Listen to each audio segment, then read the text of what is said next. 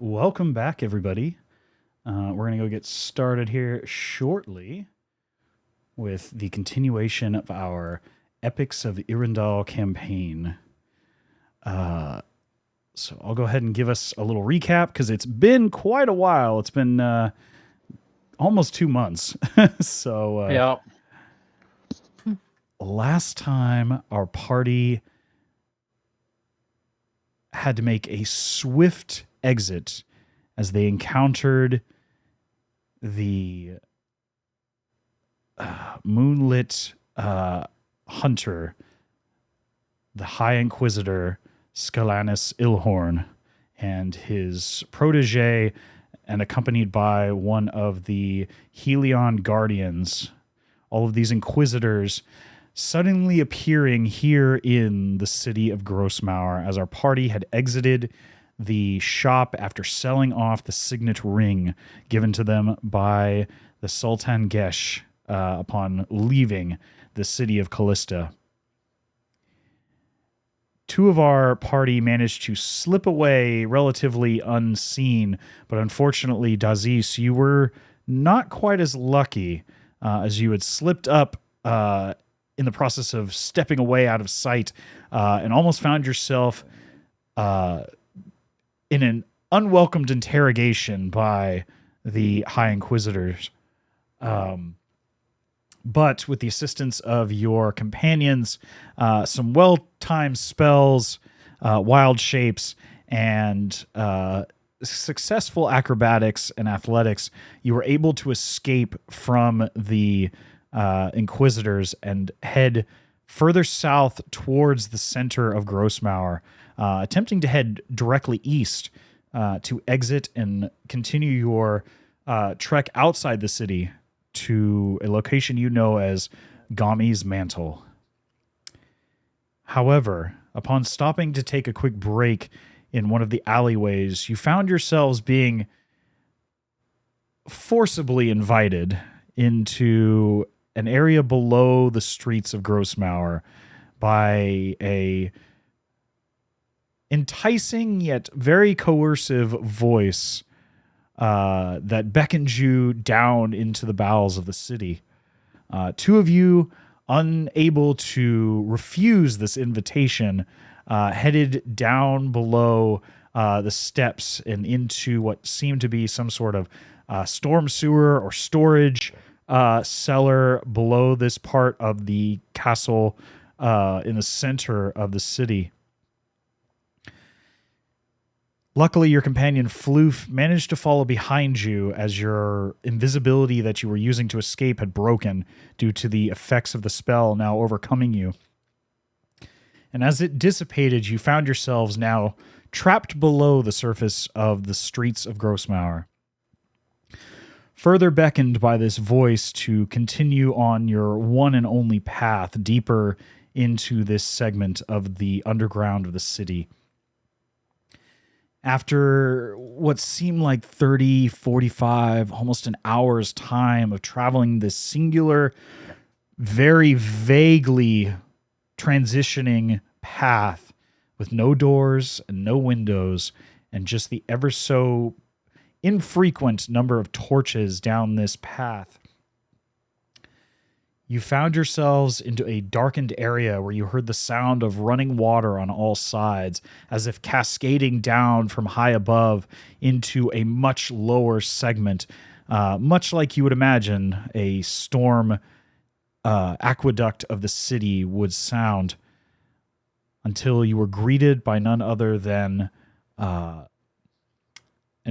individual calling themselves the Clergyman, and you found yourselves in a makeshift chapel, a chapel owned and operated by the Hand of Faith, a non-discretionary, mercenary, and contract for hire organization you had crossed paths with several weeks prior in the city of Callista after unknowingly taking one of their marks and targets and prematurely ending a contract without payment.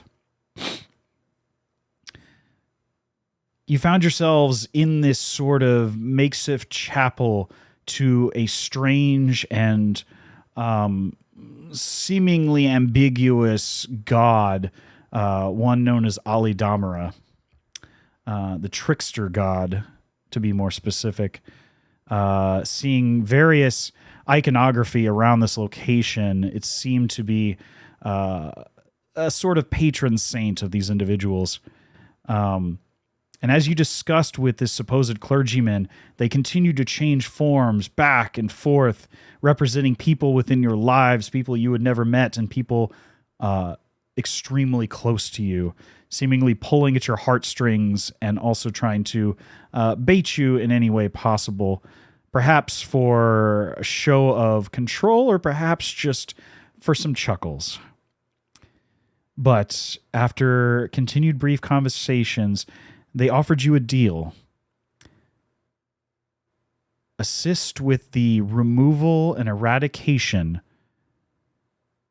of the Baron Philippe Dracone of Grossmauer. And then they, in turn, would provide you with extremely necessary information specific to the three of you. For Trash, information in regards to your mentor and friend, Catherine Aylenlead. For Dazes, information about your former lover turned estranged and dangerous ne'er-do-well in this seemingly strange, overwhelming plot across the continent of Irindal, Ada Grot. And Floof, deep insight to your true origins. Beyond the family you know, your late mother, at least your late adoptive mother, and a suggestion at what could have been were your life not to take the paths that it had against your will. Upon a brief and temporary agreement, the makeshift chapel below the city of Grossmauer of the Hand of Faith erupted with joyous revelry as you now hear the sounds of what sounds like trumpets, subtle drums, and the ever so lively chatter of the patrons and associates of the Hand of Faith in this makeshift chapel to the trickster god. As the clergyman, Oban Saul, now takes his true form, his silvery, pale skin, whitish silver hair stretching back, combed back in a slick manner, wearing this sort of velvety, darker red overcoat, but still nonetheless carrying a intense charisma about himself. As he begs you a brief farewell to go begin the process of writing up a contract for you all, and offering you whatever you desire here within the Hand of Faith's little chapel. Now, boys, I've told you quite clearly, no harm is to come to our guests. No attempting to steal from our guests. And you hear a few chuckles and laughter from the higher ups. Their safety is paramount in this situation, as is their assistance in our overall goals. Am I clear? Good. Everybody enjoy yourselves. As you begin to hear the sounds of revelry in the corner of the room, not far from where you had seen this makeshift throne that Oban Saul had taken up prior, you see out of the corner of your eye a number of instruments just floating in the air and playing themselves by some strange form of enchantment. You're not quite sure. but nevertheless, an orchestra, a big band of instruments you can hear playing in the background as people begin pouring libations all across the little chapel spread across this aqueduct area. Games of chance beginning to spread out like wildfire as vivid and devious conversations abound. With that, what would you all like to do?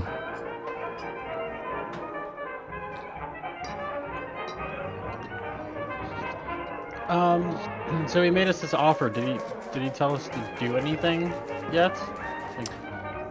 No, he stated to you briefly that he was going to go, he was in the process of writing up a formal contract for you all. Well, what do we do while we wait for this contract, guys?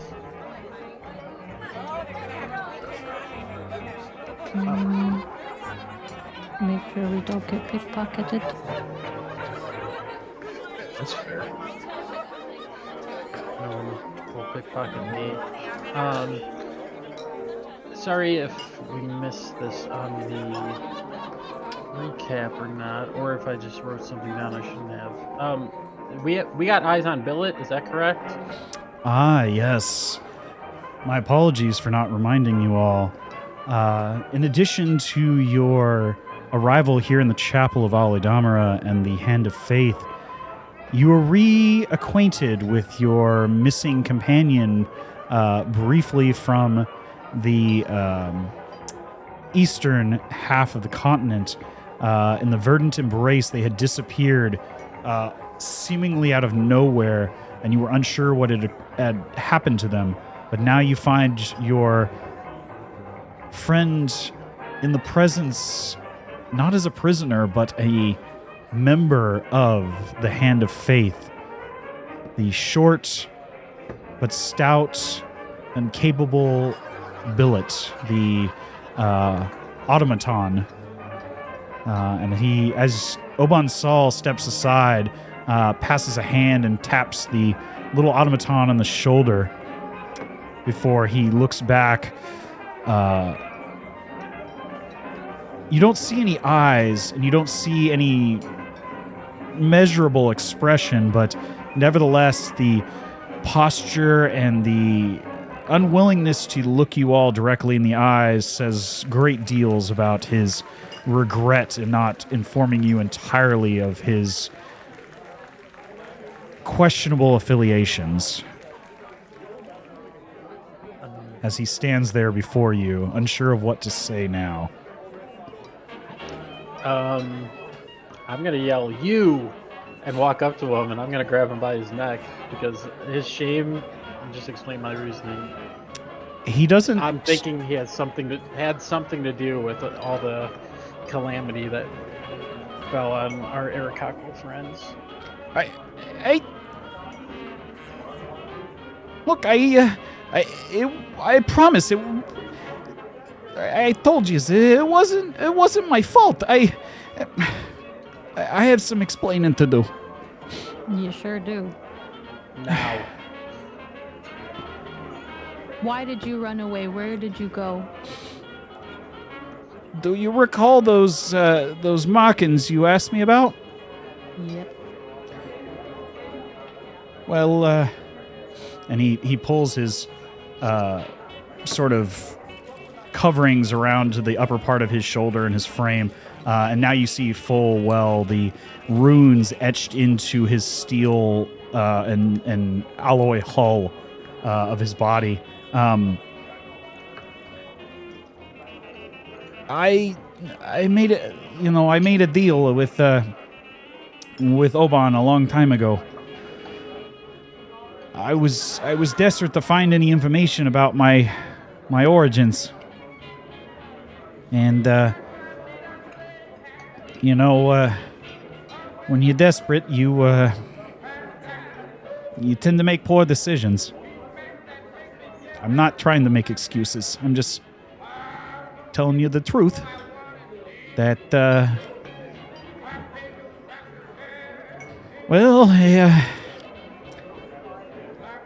when you make decisions in haste, you tend to You tend to regret them, don't you know? What did you do? I couldn't quite pay back my debt in time, and now I'm an unintentional member of the Hand of Faith. So are these runes inscribed a part of the deal you made? Go ahead and give me an Arcana check, Trash. Okay. Let me get my dice.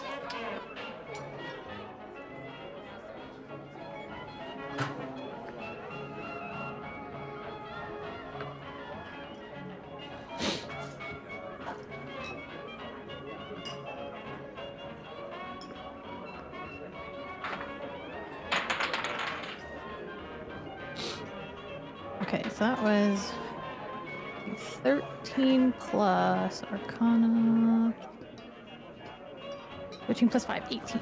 18. You can see that there are 3 powerful spells emblazoned in these runes. You recognize 2 of them. Okay. The first is pretty self-explanatory. It is a 9th level spell of delayed fireball targeted directly at Billet's core. Ah, okay. If the user in question that created these runes were to ever activate them, well, a little more need to be said about that. Mm-hmm. The second that you recognize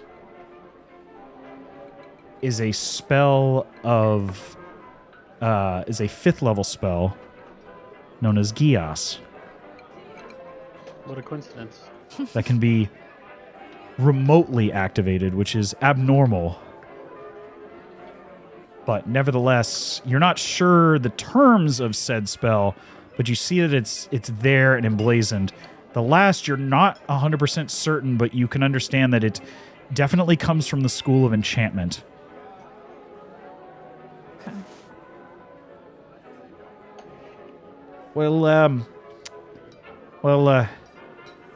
I found some of what I was looking for, and,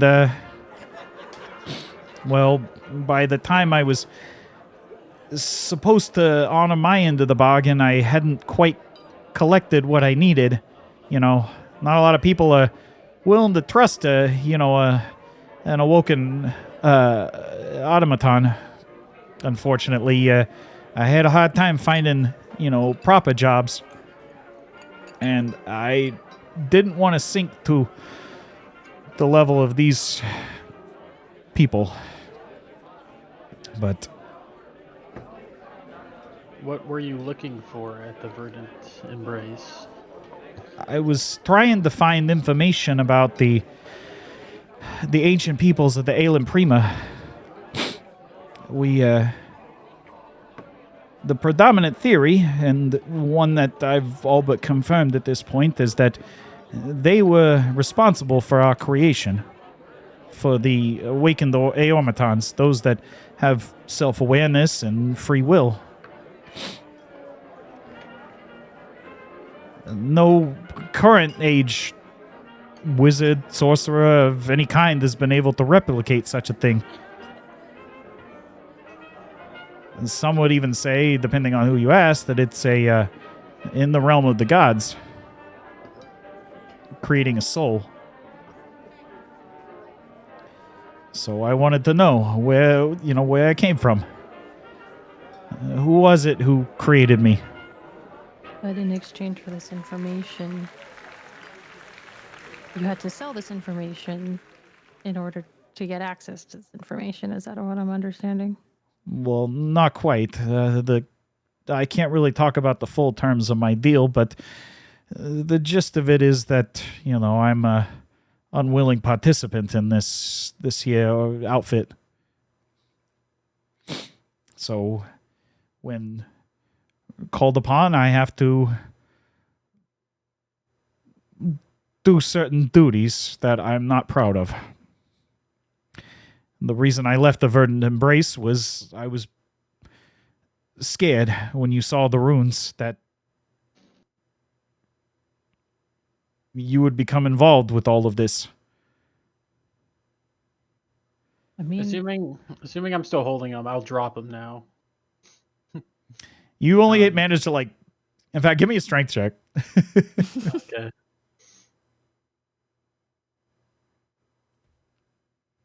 Did that go through on the It did. thing? You managed to pick him up, a few feet off the ground. Enough that, like, probably double his overall height. So, more so than, would be another type of, a less athletic individual. But, as you set him back down, he doesn't really struggle. He just, is having a hard time looking you all dead on at this point. Trash, what... I saw you looking at runes. What were they? well, let's just say he's made himself a pretty intense deal, and I think if he can't pay up his end of the bargain... Yeah, I'll end up working till I turn to dust. Are we sure we want or need deal with this guy?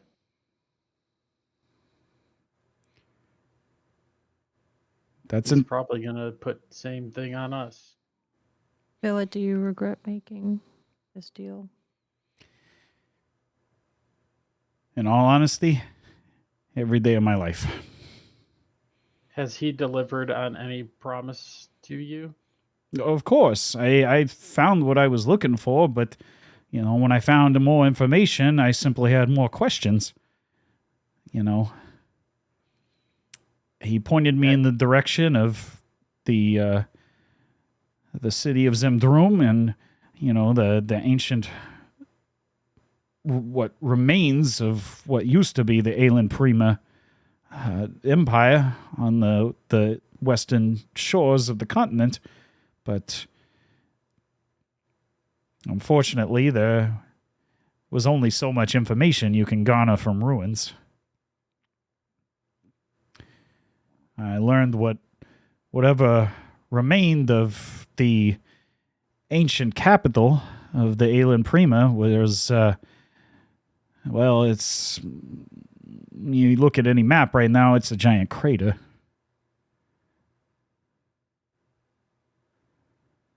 Whatever was there is long gone. Either vaporized or ripped to another dimension, sent to the hells, who knows. All I know now is that we're products of whatever experiments were going on in that time. I want to look around. I don't know if there's any other, people of this hand of faith close enough, but I want to see if I even can see these runes on. Like, is everyone here got a rune on them? Like, are they all like under a contract? Give me a perception check. Can I do the same thing, or at least assist or something? Sure. Yeah, either you can each individually roll, or you can one You're of you can. probably more perceptive than me. Yeah, if you want to roll with advantage. Yeah. All right, I'll just roll one more time. I got a 16 and. Did that not continue playing? I don't think it did. 16 was still my better roll. Okay.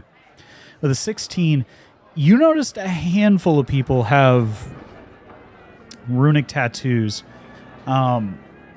which you point out to Trash. And Trash, you can see at this distance, some of them may have magical properties, but you notice a number of people that don't have any type of runic insignias, tattoos, things of that nature. So you get the feeling that some individuals here are simply here because they enjoy what they do, as twisted as that is, but others may be in similar straits. But it's hard to tell. without, directly interacting with anyone. Mm-hmm.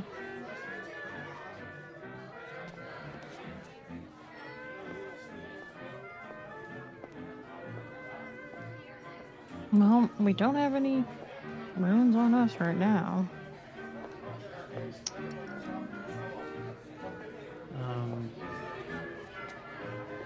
So we've made no real bond But yet. we're also not in a position. to negotiate. Billet, how do we get out of here? That's it depends. You can go willingly after negotiating with the clergyman, or you could try to find your way out of here by yourselves, but it's these are, quite complicated aqueducts of this city. It's one of the largest cities in the continent, so the storm sewers and the waterways of this go on for miles. So without proper guidance, then there's a good chance you could get lost down there for who knows how long.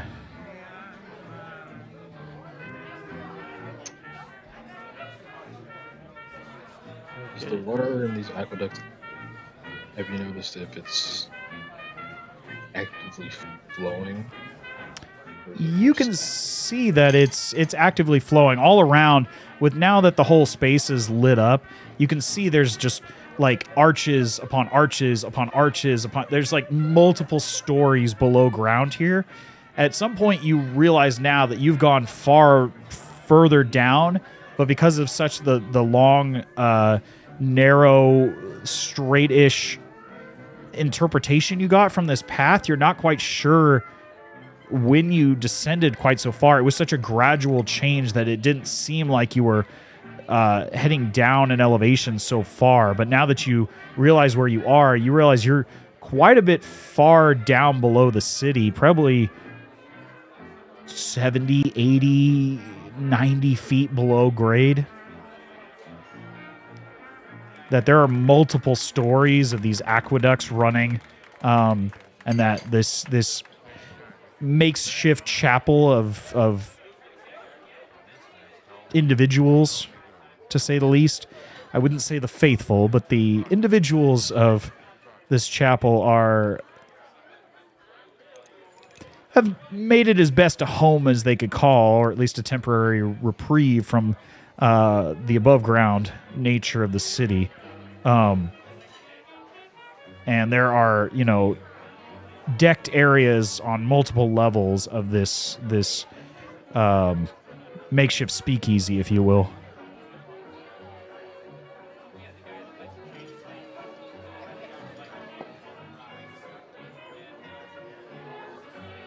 So in addition to the cardinal directions of your potential journey out of this location, you are also dealing with potentially multiple changes in elevation that you would have to contend with.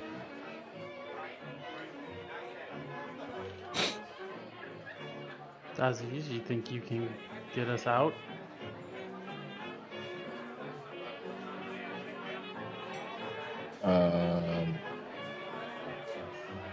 I'm not sure. Okay. I mean, if I can keep track of the direction of the water aqueducts, but if there are a lot of splits and curves, and I lose track of our location.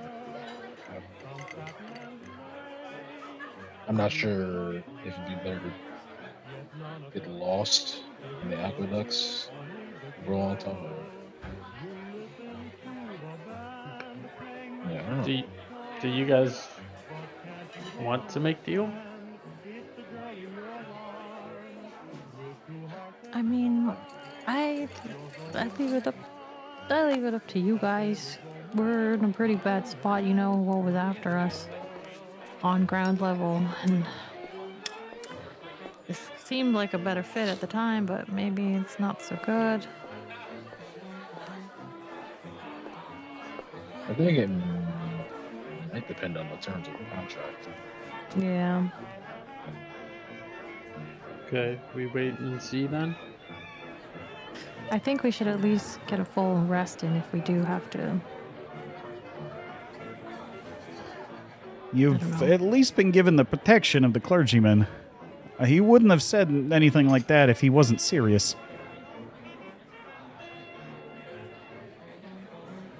He at least sees you as, a valuable commodity for the time being, which is, although a little distressing, but at least it's keeps you somewhat protected for the time being. Yeah. Would that Yeah, also we- keep us somewhat protected while we're in contract with him, you think? Yeah, we have an outright refuse, so I don't think he's going to tell anybody to turn on us yet. What was your question, Dazes? I was asking Bill if he thinks that this protection will extend to us for a longer period of time while we're under contract with him. As long as you have value to the contract, then of course he's going to uphold his end of the bargain. Of course, there's consequences on both sides. Although the contract tends to skew in his favor, and the favor of his patron, it is nonetheless still a contract. It is a binding agreement. There are consequences on both sides. Do you think there's any possibility that we could change the contract before we sign it, or do you think what he writes up is going to be the only option? It's hard to say. I've never seen, any other contracts. I've seen consequences of trying to break said contracts or other violations of said deals, but I've never seen anyone's specific dealings. I would imagine it would depend on the actual wording. Okay, yeah. Would you say those consequences that you've seen are also dependent on what's in the contract? Absolutely, and he kind of motions to the runes. I didn't have these to start with. This was a violation of the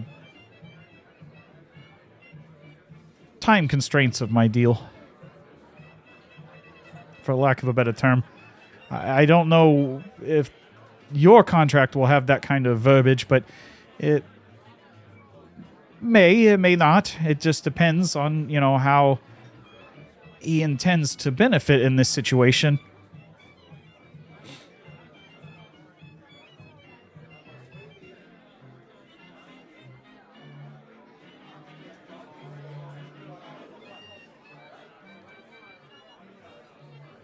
I suppose we can wait and see.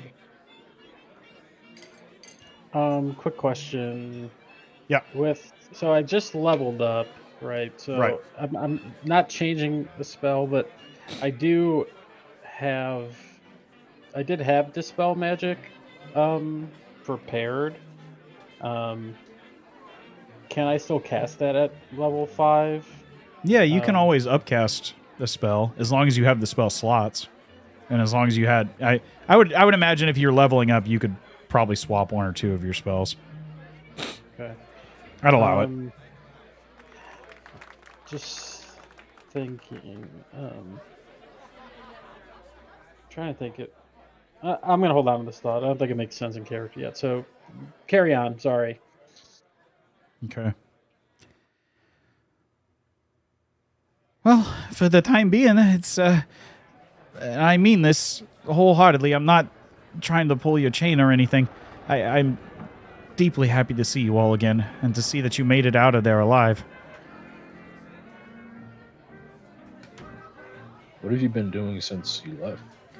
Did he answer anything? Well, I headed back here as slowly as I possibly could. But nevertheless, I felt the call and the pull of Oban's summons, and I was asked to what I thought was a relatively benign mission I was asked to escort some nobles from the northern part of the city of Tafar, and about halfway here to on their destination to the city of Grossmauer, I was ordered to needless to say, they didn't pay up on time. And a broken deal is a broken deal, and I won't go into too many details.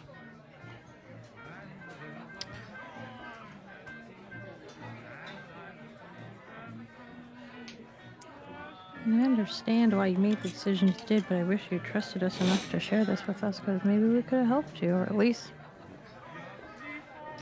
I understood what you had to do. I didn't want to put you in any danger. I mean, you were in danger, and I was afraid for you. We were looking for you when you disappeared. I appreciate that. It's believe me, it doesn't go on deaf ears or deaf audio devices in my case, but you know, we're splitting hairs. Anyway, I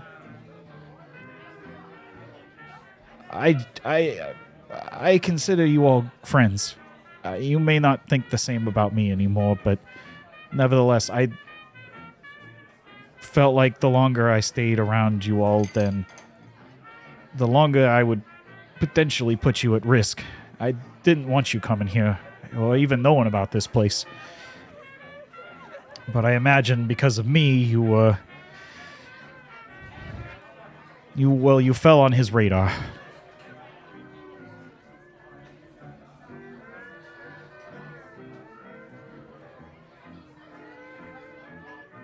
Do we know why we fell on his radar? You're definitely a unique group. You have a shape changer, and not just a face dancing freak like that one. As he's motioning over to Oban, who's cheerfully talking to somebody over a desk, and some paperwork on the other side of this makeshift speakeasy. You've also noticed as you look around now as he motions over that these torches have been changing in the coloration of the light to the point where it's become more of this dimmish red overtone for the entire space, kind of giving it this very smoky bar-like vibe, even though when you closely inspect everything around, it's just makeshift platforms spread across the pilasters making up the aqueducts below the city of Grossmauer, but it gives it somewhat of an air of an underground bar, den of inequity, the gambling parlor, you take your pick. But I know he wants this city. I know that whatever higher power he answers to wants it too. He's been in contest with the Baron of this city for a long time. They both are aware of each other. One being very much a constant presence in the city. Haven't been for as long as any of us have been in existence. And, well, the clergyman, or Oban, he, for as long as I can remember, as long as I've been in existence, or can remember being in existence, he's kind of ruled the roost below grade. For a city that's as deeply rooted in its military prowess and religious standing on the continent, it has a really dark and seedy underbelly, as you can see. For this to exist right below such a seemingly upstanding paragon of the continent, of the Alliance, it's kind of a black mark on the city of Grossmauer. He's sort of known as the unofficial ruler of this city in some circles.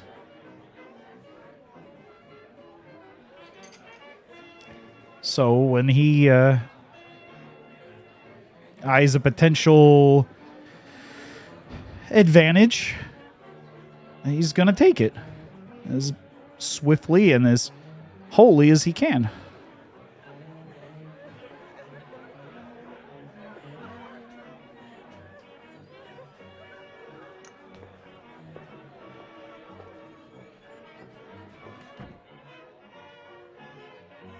Well, unfortunately, that doesn't present well for us.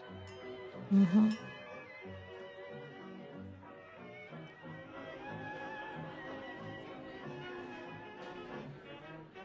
It's not an impossibility. I've heard tales that there's some who have come and gone, having made a deal, and not lapsed on the terms of the agreement, but those are sort of few and far between. At this point, it's kind of well, it's just one of those situations you deal with when you get in deep with the wrong people.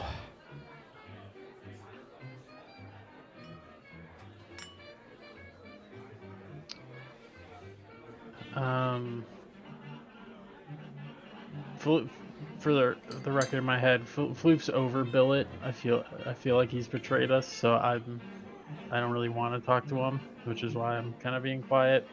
I do want to ask him though. You know Gami's mantle? Where is it?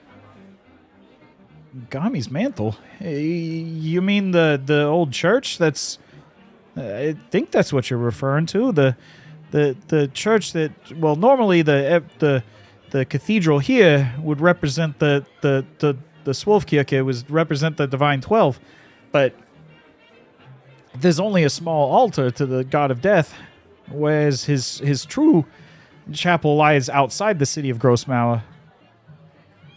To the northeast, was it? Yeah, roughly.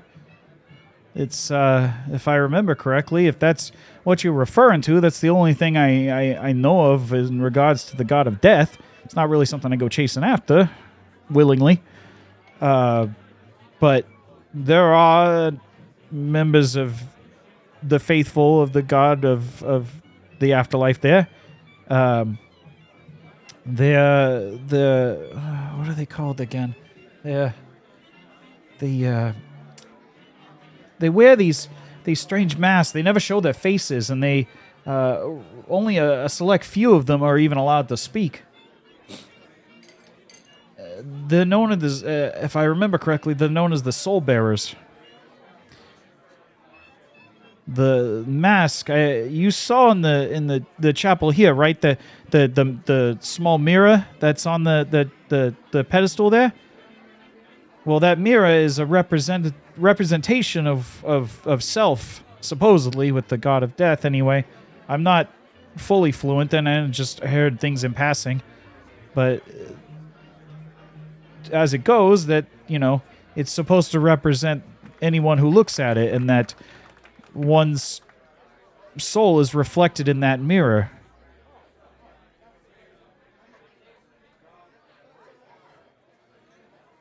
Does the mirror show something other than just yourself? It's, from what I've heard anyway, that it's fairly unique to the individual.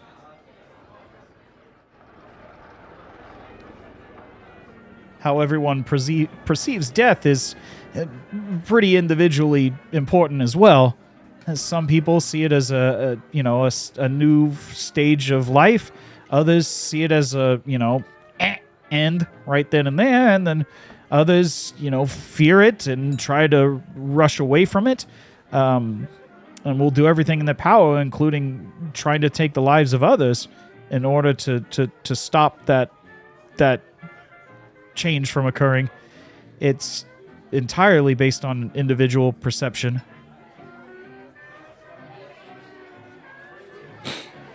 it's not really something I've ever come to terms with anyway. I don't know how long my self, as he, you see him touching his, metal body. I would imagine I'll be around longer than most of you folks, but, Who's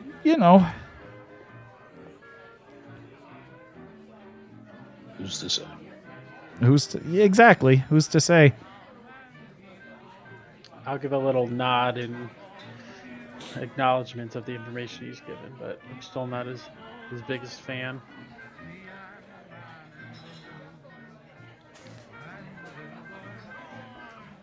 From what I know, it's kind of ironic that the chapel's so close to a location like this, and I believe you heard that the ruler of this city, the Baron Philippe Dracon, he has supposedly found some means of stalling his own demise. The people, they think him to be simply another descendant of that same line, but for those in the know, those really, really in the know, they know that the Baron Philippe Dracon is the one and only Baron Philippe Dracon. Yes, I do believe I recall our abductor giving us that information.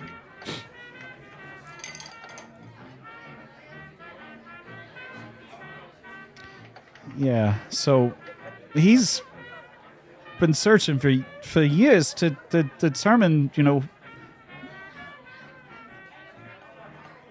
what it is that gives the Baron his unlife of sorts.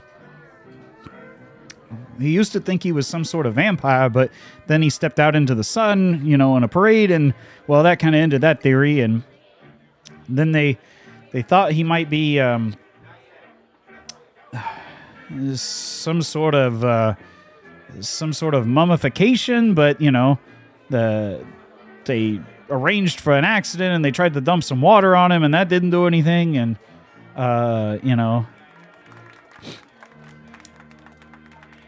now they're under the assumption that he may have found some other means of stalling his demise. It's not really my realm of expertise, sorry. Of course. But I do suppose that proof of his immortality would be very worthwhile information. Absolutely. And he looks at you, Floof. I think that's why he's interested in you particularly. Why me? I'm not special. I think you are to him. Something about your family line. Something about where you come from. Something caught his attention. Something that has to do with the Baron.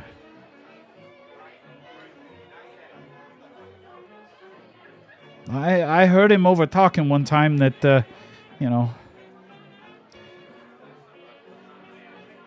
Baron, many, many decades ago, went out of his way to eliminate a group of people, to find, of course, but when he didn't find what he wanted, to eliminate them.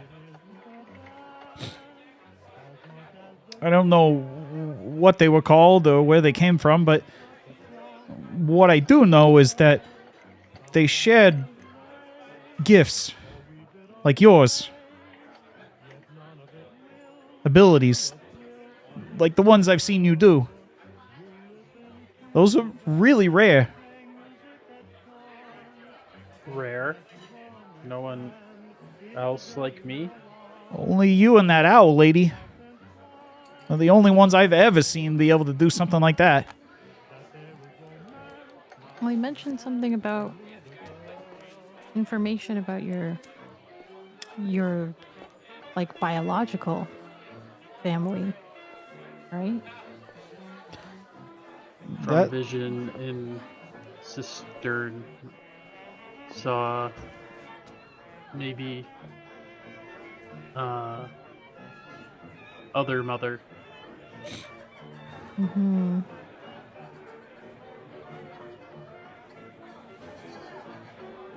But I don't care. I just want him dead for think he killed my mother. Hmm.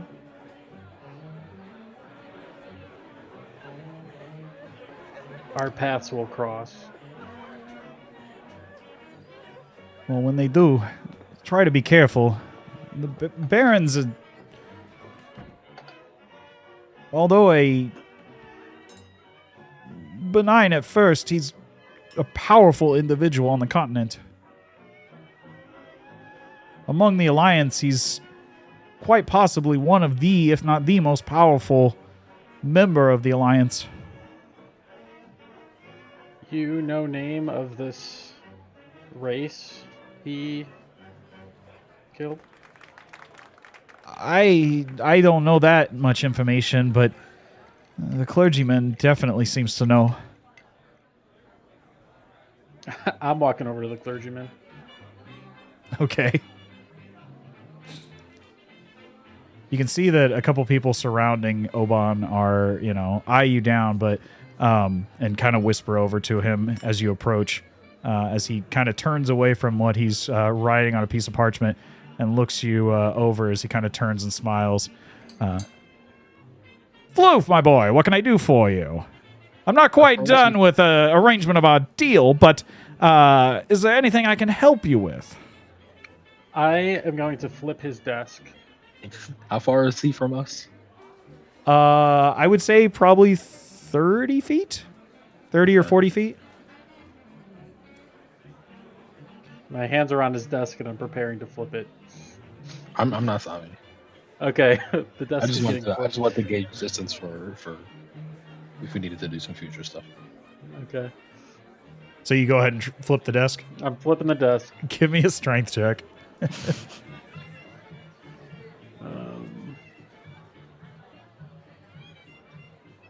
Yeah, you easily pick up this large oak desk and just flip it over. Papers and drinks and everything on top of this table just go sailing off in all directions. As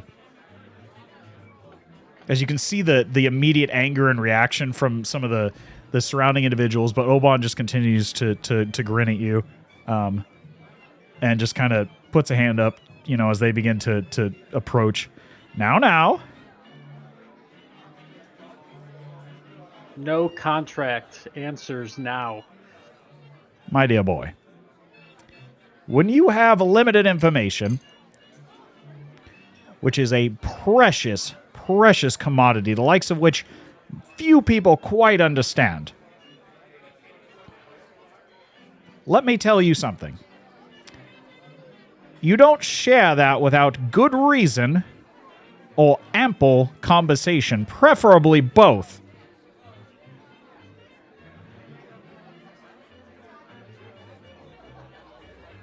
Now, Talk then. I'd be happy to talk. What would you like to talk about? Lord Dracon. Oh, what? Oh, there he is. You want to know about the Baron? Yes. Well, he's a interesting individual, to say the least. One who's quite a bit on my nerves for many a year. And with your help and the help of your companions over there, one I'd like to, see go well and truly onto the afterlife. I'm gonna walk over just to join the conversation, just so Sorry, did he say he wants one of us to join the afterlife? Like one of us three? No, he said the Baron is somebody he has been in contest with for many years, and he would well and truly like him to join the afterlife. I help kill. You give me information. Of course, that was the basics of the deal, yes. I'm currently writing up that contract for you all to take a look at as we speak. Unfortunately, you just delayed that endeavor a little bit as I need to clean this mess up. And you watch as he claps his hands, and you suddenly hear the music stop as all the instruments fall to the ground, and you hear this subtle movement of footsteps all around, and you watch as the papers and the table begin to flip back over right onto its side. And over the course of a few minutes, you see all this paperwork, all these writing utensils, drinks, cups, everything is slowly beginning to be cleaned up. Aren't they just the handiest in the world? Invisible servants. What can you possibly do without them? But anyway, boys, back to hop hop, everybody. 1 2 1 2 and he snaps his fingers, and you begin to hear the music continue to play again as the instruments pick back up off the stage, and you begin to hear that. So, I sense your impatience, and I understand. I think I'm just about ready. So, why don't we have your companions come over here and we can go through the wording of this deal, shall we?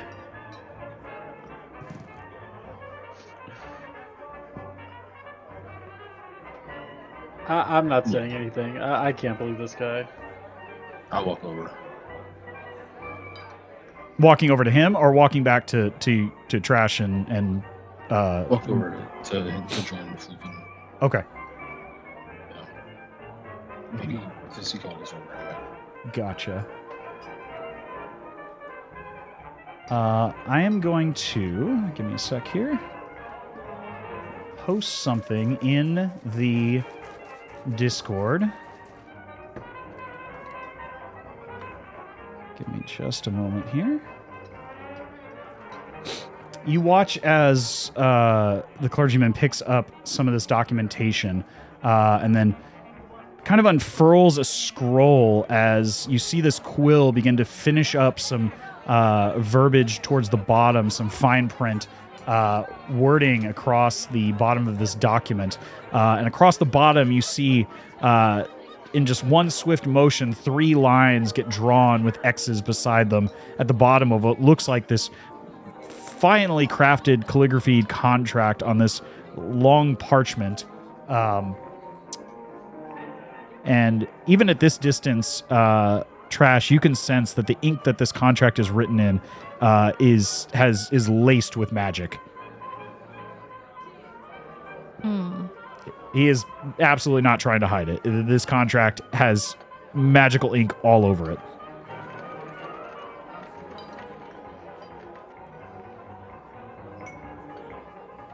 But let's see, where do I want to put this? I'm going to put this in the NPC and location art deal real quick. All right. Let's see. Let me do that. And that. Just make sure this looks good.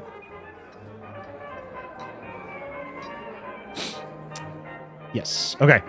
So I'm going to post this. If somebody would like to read, you can read a portion of it, pass it off to each other. It's entirely up to you all. But it is in that NPC and location art. This is the contents, or if you'd like, I can read it in the Oban voice if you'd like. I'll hold the document and look at it for a few moments before I hand it to Dazes and tell him I can't read.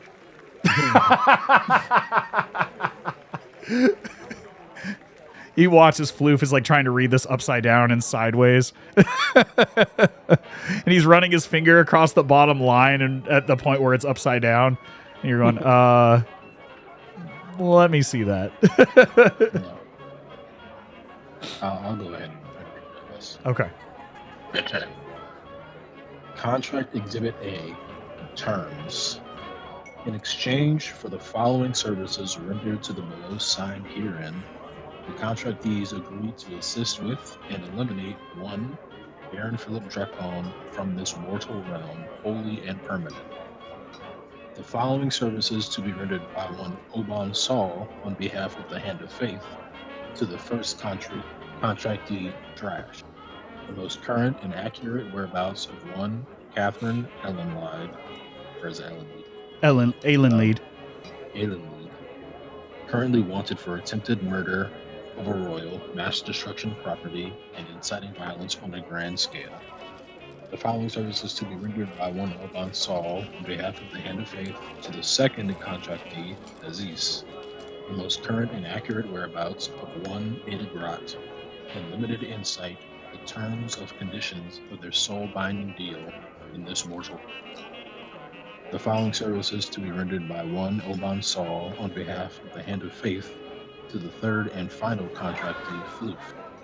The limited historical understanding the contractee's family lineage, theories as to why said lineage was erased from this world, and whom is responsible for said unceremonious erasure. These terms are binding across the whole of this moral plane until such time that either party fails in the terms as written herein, thus incurring consequences listed below, or terms of said agreement herein are fully and completely executed. Contract Exhibit B. Consequences for breach of contract. Loss of free will and surrender of one's immortal soul to Ali Damara. Ali Damara and their chosen agents. Contract Exhibit C. Methods of dissolving contract as written. If any agent of the Hand of Faith harms signed contractees with the attempt to maim or kill, or if the information provided by contractor proves to be intentionally false in any manner, or the binding deity having jurisdiction either fails to exist to enforce said contract, or is their authority overturned by a greater power. Should be has there. Sorry. Typo. Okay. Let me just scratch that a little bit out here. Sorry. It's been a long day, and I didn't quite see it in that smudge of beer your friend spilled all over the paper.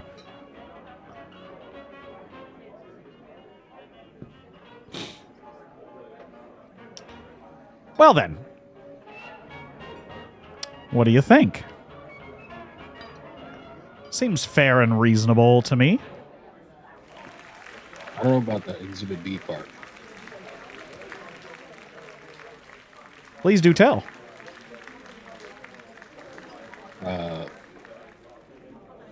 The all of it, I guess. I like having my free will. Understandable. Just don't default on the contract terms. Is there, I mean, I suppose it's not written here, but is there any sort of time limit on this contract? No, I specifically left it open-ended in this case. Not my usual style, but in the case of catching a big fish in a pond, one must take the time, real slowly. And then when the fish has fully taken the bait, that's when you pull the line on them. And set that hook nice and deep. That way they can't escape. I suppose in this case, Baron Philip Dracon is the fish. I would say so. It just depends on who's on the other end of the reel. Good point.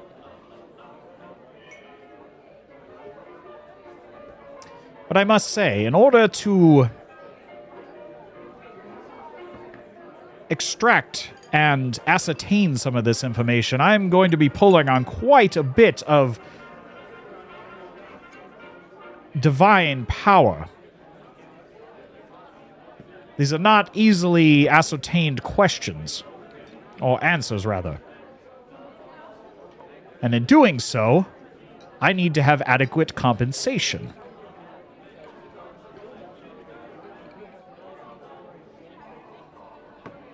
Floof, sorry, Dazes, Trash, what you think?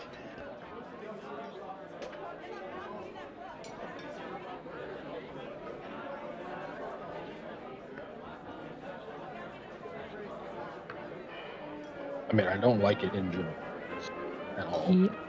But Mhm. fortunately, What if you don't give part of contracts? Then the terms are null and void. And I will have to answer to a much more higher power than the man you see before you. You see, my boss definitely doesn't like it when a contract goes sour. So I do everything in my ability to see that that doesn't happen. And a sound contract can benefit both parties, as is the intent.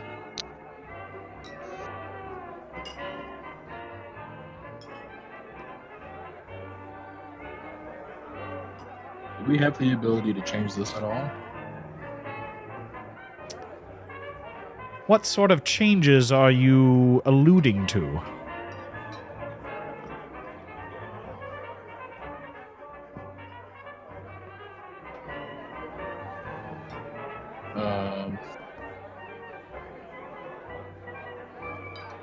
Can you add Billet's freedom to the contract?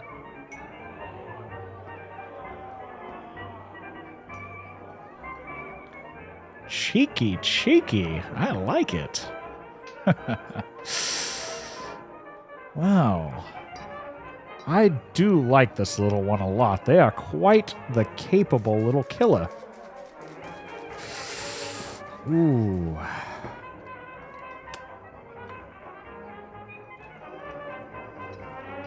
Floof wouldn't say this, but that was nice of you, T. I tell you what. I'll agree to your change of terms. But in exchange, Billet will accompany you in this endeavor. And act as my eyes and ears. Is that agreeable?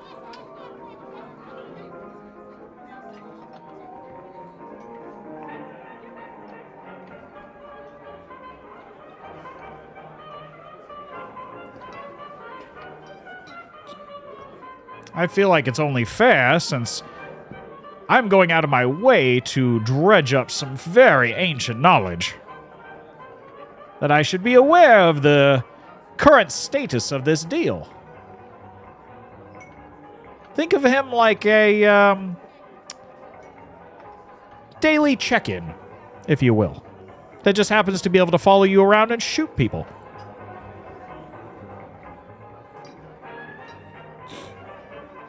And if you point him in the right direction, he can shoot people that helps you too.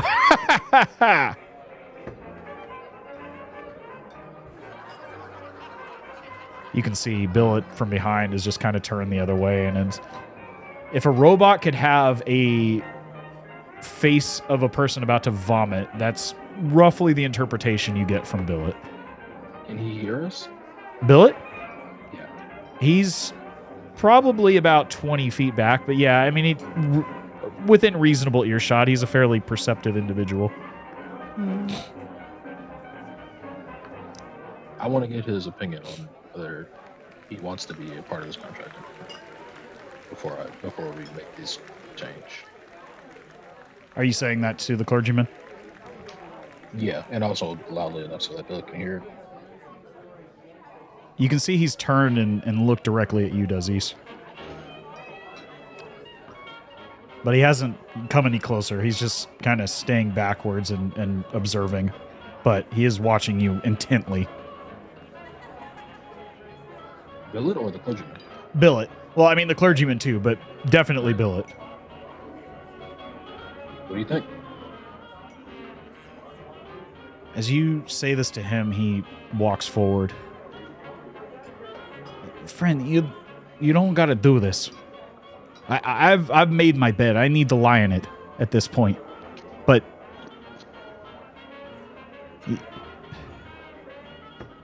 you're basically putting a bug on yourself the whole time. So any attempt you would want to make to get out of this is going to be damn near impossible. He's going to know everything that you say and everything that you do and wherever you are, whenever you are.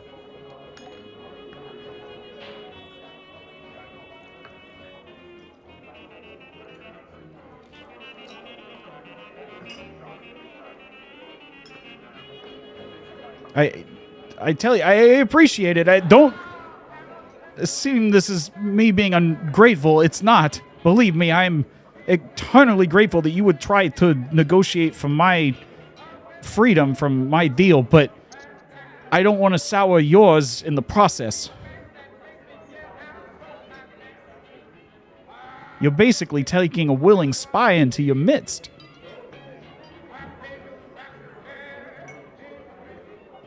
All right, I appreciate your honesty.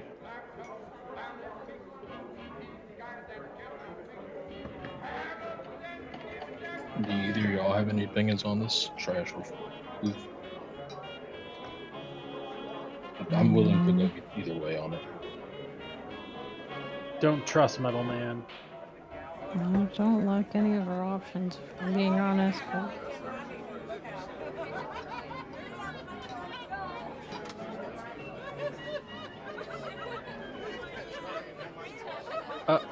Up to you. Don't care. Either way, I want Baron dead. So Want I Baron guess dead. Don't want to fine. lose my soul, and we at least have dealt with Billet before. I don't know.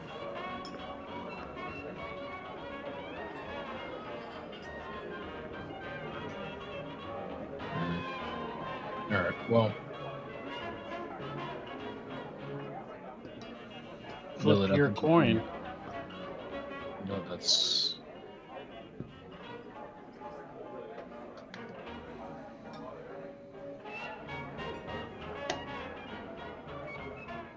Okay.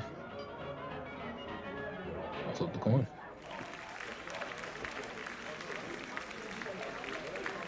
Okay. Roll me a D100. D100, that's crazy.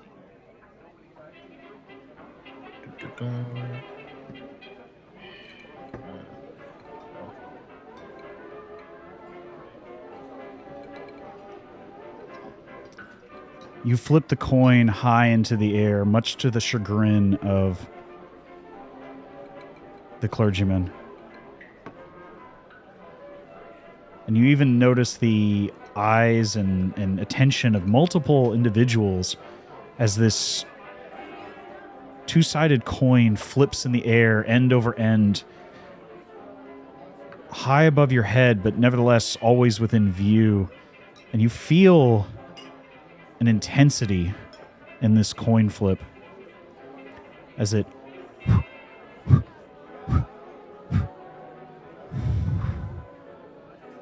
as it spins, you feel as if Dazes, the longest 5 or 6 seconds, as this coin seems to float longer than it should, You watch Trash and Floof. It's but a split second as this coin flips into the air, but for you, Dazes, it seems like a much longer. It's like minutes, it feels like an hour as this coin flips down and falls back into the palm of your hand as you clasp it back against your forearm.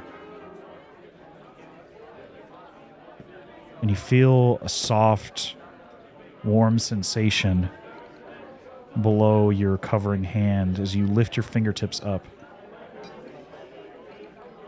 And you see the golden locks of the Lady of Good Fortune staring up at you.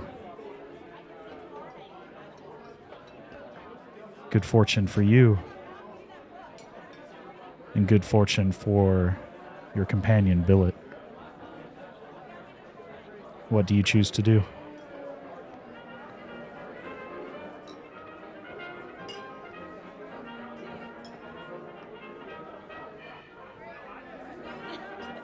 Add it into the contract. Pardon me? Add it into the contract. All right. It's done. As he flips his finger and you watch that quill begin to make quick edits to the contract. At the time of completion, the full pardon of one Billet's soul returned to himself, unshackled and unchained. But the terms of the agreement stand. He will accompany you during this endeavor until such time it is either completed or the terms of the agreement are in violation, at which time he will return to his current post. He is also responsible for checking in every 24 hours with a progress report to yours truly.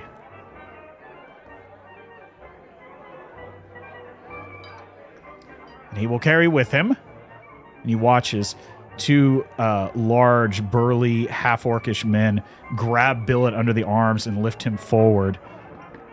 And you watch as Oban draws a finger below where the current runes are, and there's no pain or screams or anything like that, but you watch as his finger drags and more runes are etched into the surface of his frame.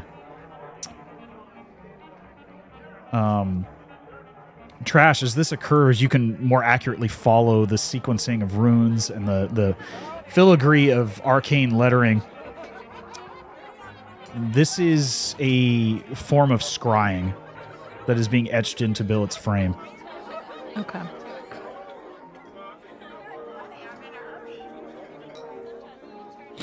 There we go. Now then, do we have an accord?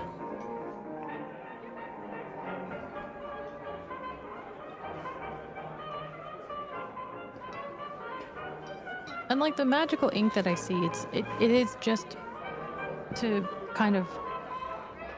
It's not anything. There's no ulterior motive. Like, I don't think the ink is gonna like change lettering or words and stuff. It is mostly just to bind the contract in a more like magical way, right? Give me an Arcana or Religion check, your choice.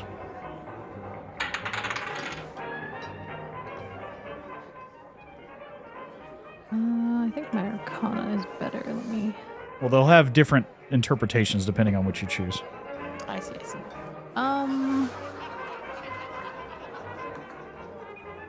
I guess I didn't roll so well, so I guess either way, I'll go with Arcana. But it's 13 total. 13. As far as you can tell, the general consensus is it's just a magically binding ink. Not unlike the inkwells used by members of the magistrate and the magisterium. They use similar things when writing in their spell books. to better cement the knowledge for recollection later. And that's generally what you understand from the ink being used.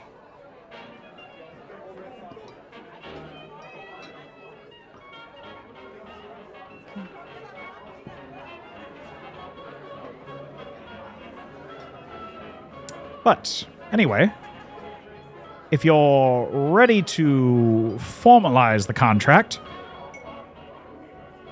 he puts down a inkwell of this similar magical ink.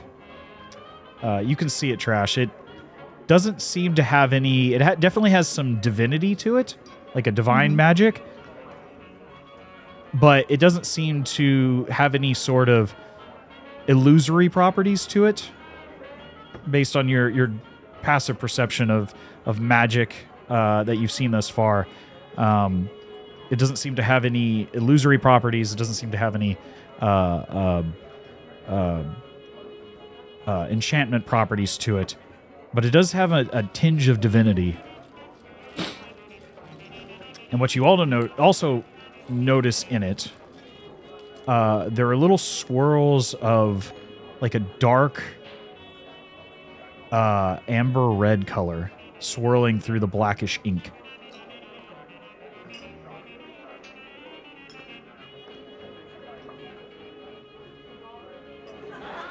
I know it's a bit garish, but the way we do dealings here, of course, and he takes the end of the quill and pricks the end of his finger and allows a few drops of his blood.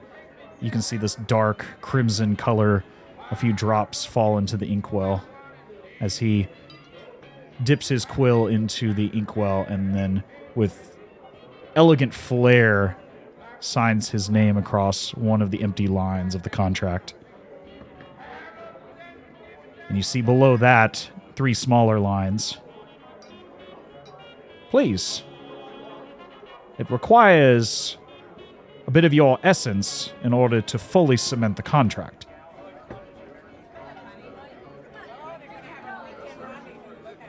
As he places the inkwell, or the quill back into the inkwell.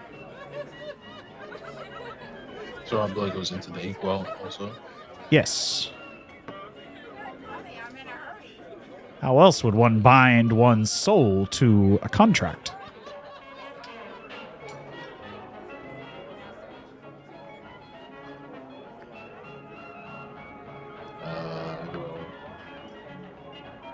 Take one more look at my coin in my left hand. Does he have like something that whatever he used to get his blood, I guess? He just like pricked the end of his finger with the quill itself. You pull it out of the inkwell and it's very sharp, almost like the tip of a dagger, like the tip of a sharpened stiletto. I guess I'll go first. I will do the same. Okay. You feel the sharp prick of the end of the quill and a few drops of crimson. Or you tell me, what color is Dazes' blood?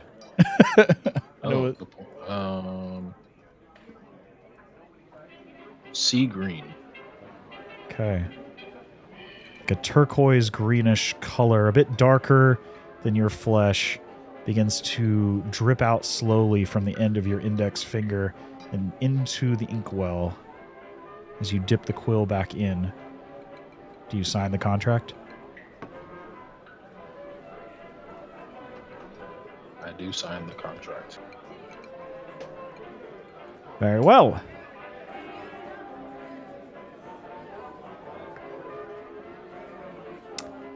My dear, gentlemen, whenever you'd like.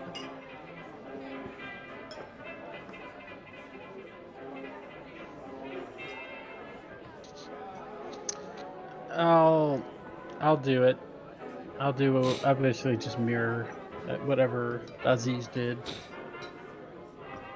You swiftly prick the end of your large fingertip quite deep with the end of this sharpened quill as blood drips out a little bit quicker, quite a bit more than you intended, but not any type of serious amount into the vial as you stir it up, and then do you sign the contract?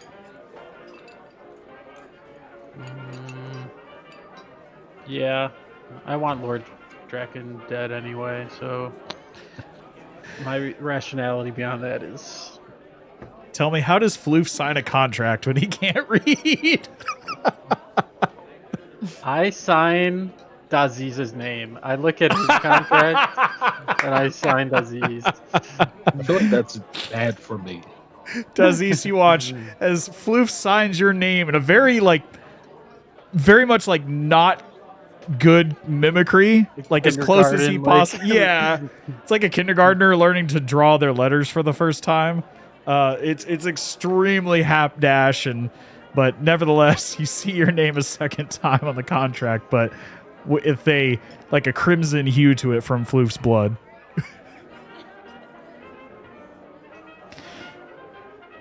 I guess that works. You tell me. The soul is bound to the blood in the ink, so sure. I guess we've never accounted for somebody who couldn't sign their own name, but nevertheless, my dear, you are last but not least. Yeah, I'll do the same. As you pierce the end of one of your, I guess, extended appendages of your ooze-like form, tell me, what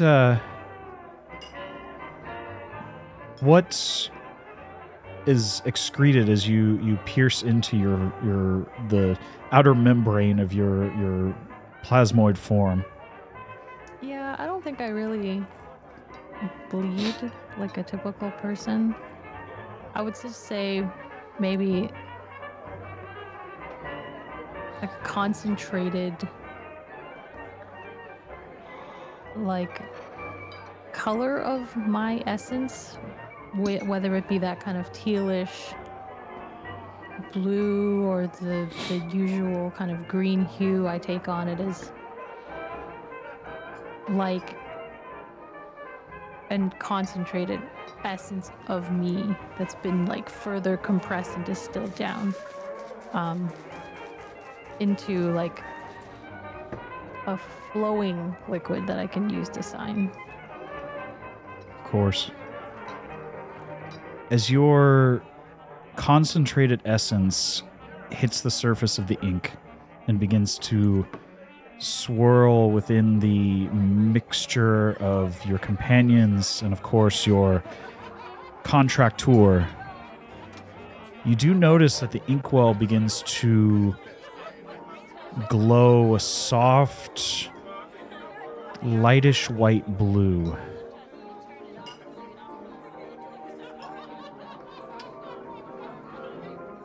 But then slowly begins to fade as it mixes in with the darkened ink. Do you sign the contract? Yeah. Well done. Well done, my friends. Congratulations. For the time being, there's nothing quite prepared, but I will say that why don't we go ahead and get to your, rather my end of the contract. Your benefit, of course.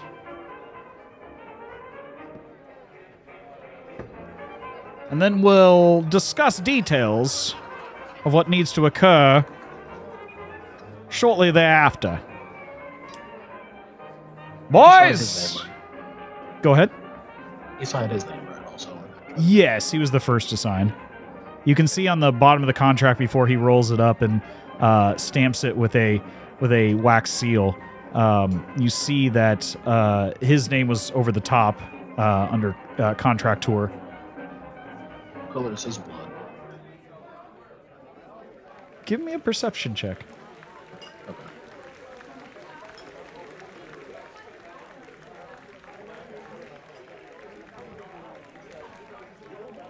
From what you remember, it looked fairly crimson.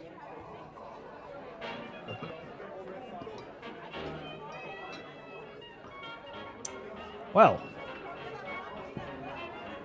gentlemen, as much as I love sharing a rowdy good time with you all, I'm going to have to ask you politely to get the fuck out of here! And you hear the music end like a cutting record. I'm serious, boys. Leave. And you watch as everyone grabs up their drinks. As the room grows silent. As the majority of people leave, with the exception of yourselves, of course, Billet, and just a small handful of select individuals.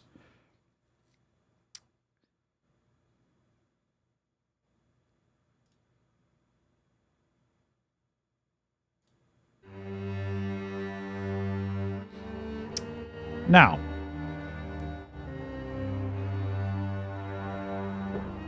let's start with, well, what I know I ask you all. Who'd like to go first? First for what? First to learn, my boy. First to learn from a greater power. I'll go. Very well. Come here. Step right up. And you watch as he reaches into his pocket and begins to pull out what looks like granules of salt and a mixture of other various things, and just slowly begins to pour a circular series of patterns and lines separating the two of you. A fairly simple incantation circle. Not unlike the ones that you've seen, Trash, used sparingly here and there. But the simple iconography is not something that you recognize.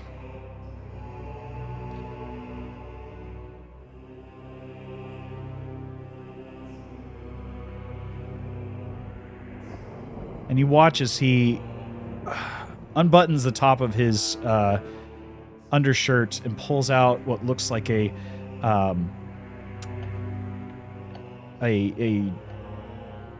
small symbol of a dagger and a mask. And at a brief glance, Dazes, you would catch this. It looks like the symbol of Ali Damara.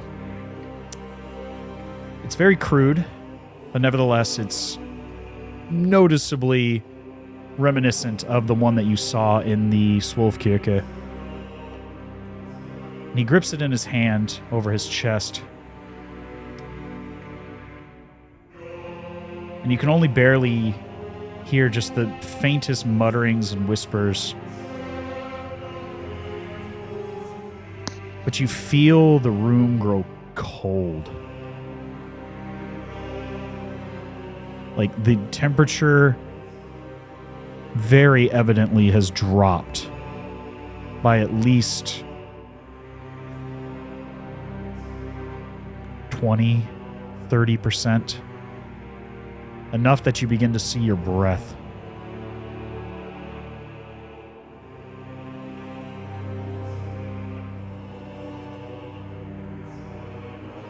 And then he raises up one of his hands, not clutching the holy symbol around his neck.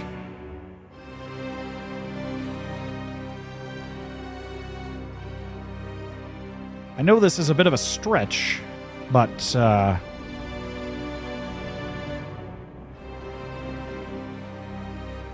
let's be clear about this one's origins, shall we? And he holds up the palm of his hand. And you begin to see this silvery, very dense smoke begin to billow out from the palm of his hand, seemingly out of nowhere. And it spreads. And it pours out onto the ground as if heavier than the air around of it. And pours out and pours out. And it begins to billow up around this platform that you are all on, hanging over the abyss of the aqueducts. And it pours up and around, almost up to the center of your shins, Dazes. Probably up to your ankles, Floof. And it's cold.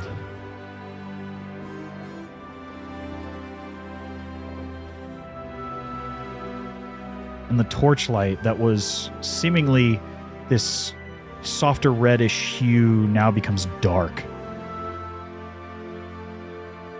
A mixture of like a crimson red,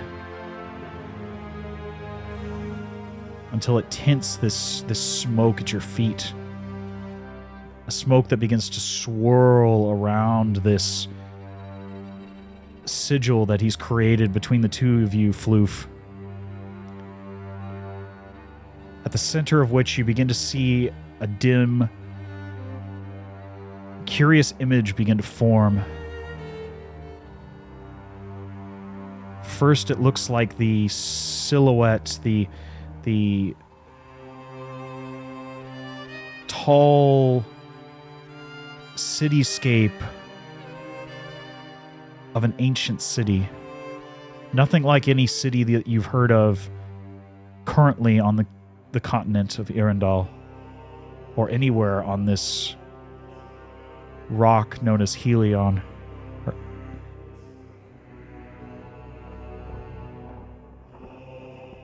It is a series of spires, grand and elegant, glimmering light pours out of the various windows all across these towers. And in the center of this city is this domed structure.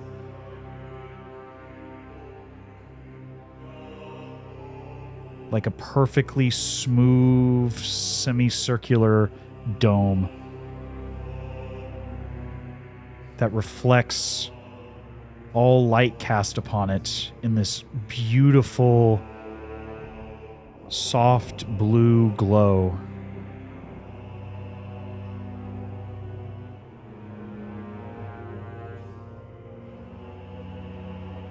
And then suddenly the image begins to swirl and turn once more. And Floof, you see a number of individuals. There are about 24 robed elves, full-blooded elves. You've never even seen this many elves in your entire life. Full-blooded, elvish men and women. And across from them, standing around this strange-looking apparatus, this gold-plated, egg-like structure. The plating seeming to kind of curl around this glass structure, almost like a flower bud turned upside down.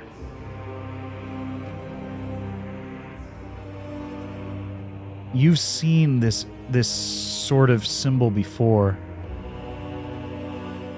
As you reach into your pocket and pull out the drawing that Dr. Nightingale gave you. It matches almost perfectly with the silhouette of whatever this apparatus is in this room, this large domed space.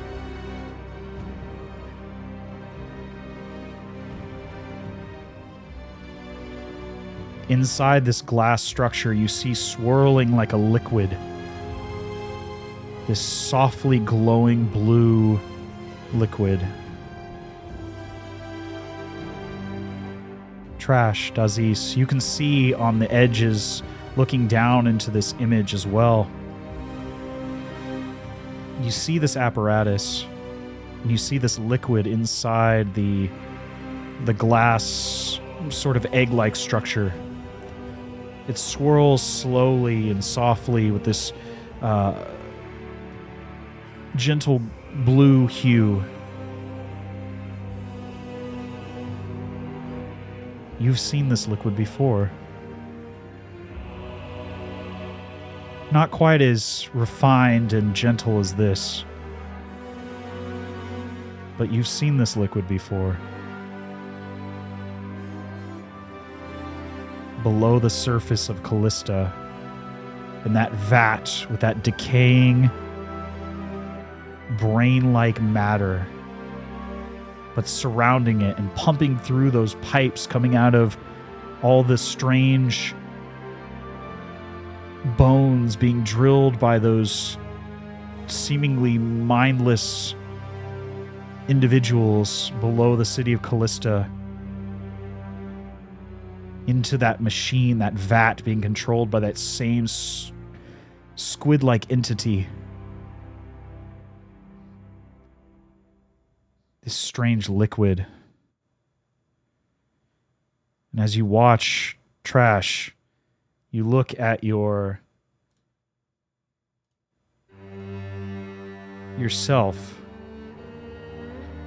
And you turn over your hand, and as you focus on that spot on your hand,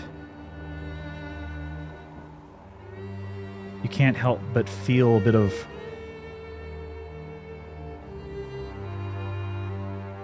it's like deja vu, but you know you've never seen this before. But you feel like you've seen this before. You cannot shake that feeling of deja vu. Across from the elves, Floof, you see about half a dozen individuals. Large individuals. A similar stature to your own. Far above the normal humanoid stature of man, elf, goblin, orc. These are of a mixed half-giant race. A race of Goliath.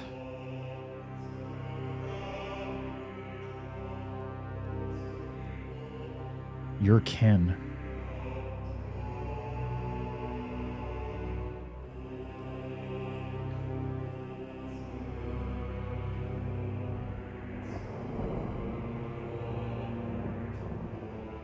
You cannot use it.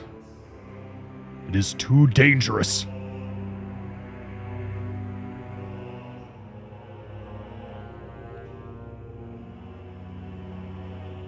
You spit in the very face of the gods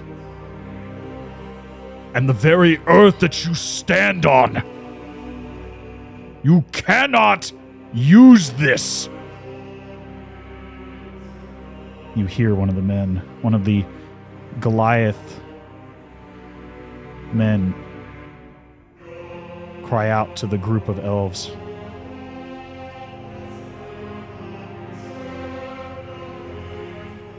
And in his words, you hear a resonance.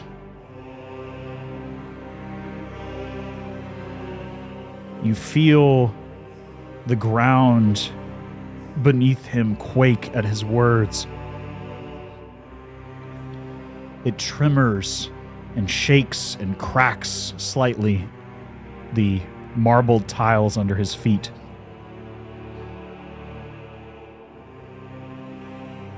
And although you've never heard this man speak, you've never seen this face, you've seen, or rather you've felt that resonance. It is similar to the magic that you use when you call upon the Earth's very nature that you stand upon.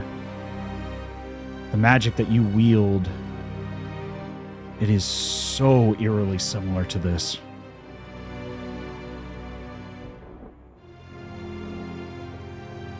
It sucks the very life around it.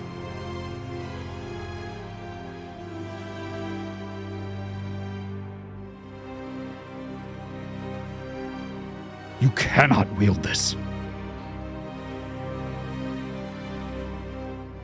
I beg of you, you cannot wield this.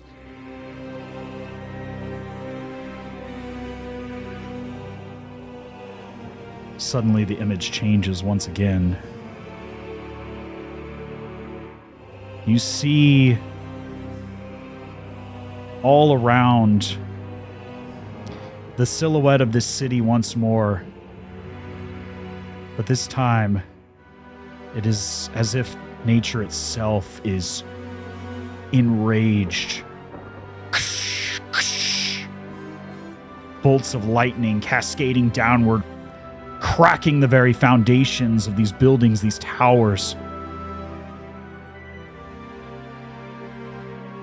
And yet you see elves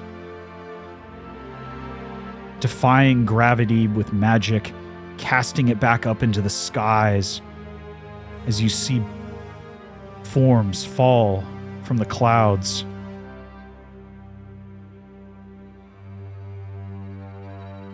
And yet you see an eruption of magma, of earth and fire. High winds, walls of cascading water, all encircling this cityscape. All coming to a head at this domed structure in the center. The dome itself, that soft, gentle blue glow, now a vibrant and violent bluish white. Everything around it reverberating and shaking.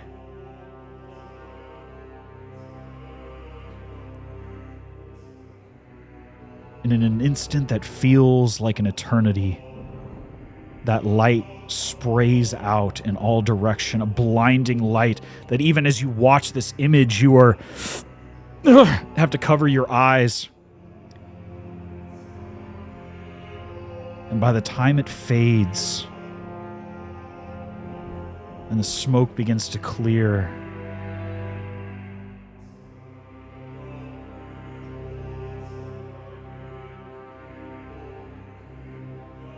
nothing remains but a lifeless, empty crater.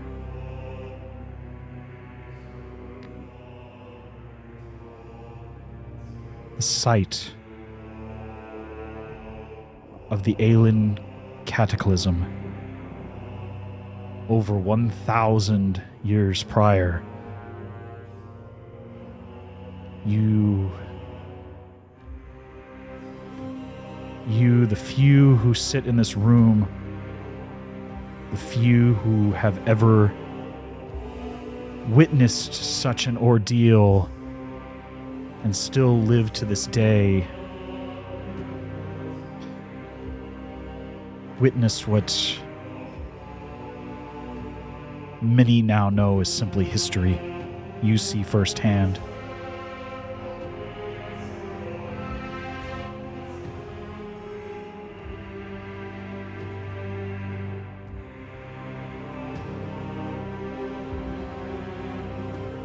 Once again, the image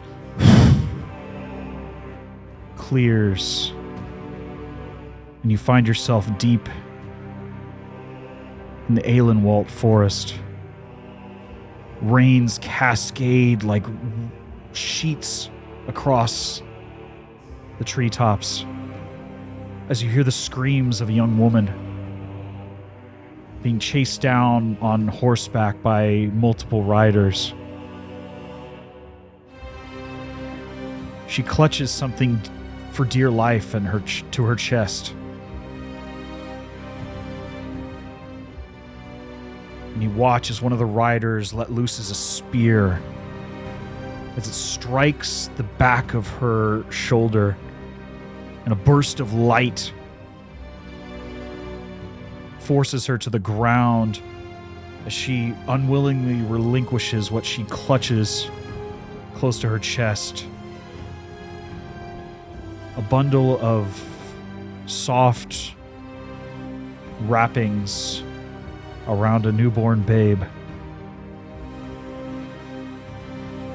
Larger than any human child, as is this woman. You see the grayish-skinned complexion of this Goliath woman reaching out as the life in her eyes slowly begins to dwindle. And a final strike releases what life force is left within her. You hear the soft cries of the child as lightning strikes all around. You've seen this moment before, Floof. Not necessarily from this perspective, but again you hear the words of an armored individual stepping off horseback. Should we kill the child, my lord? No. Let the wolves take it.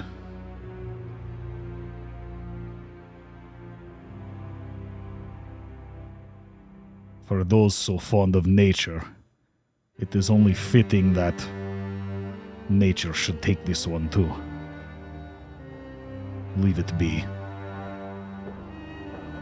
We have much to do.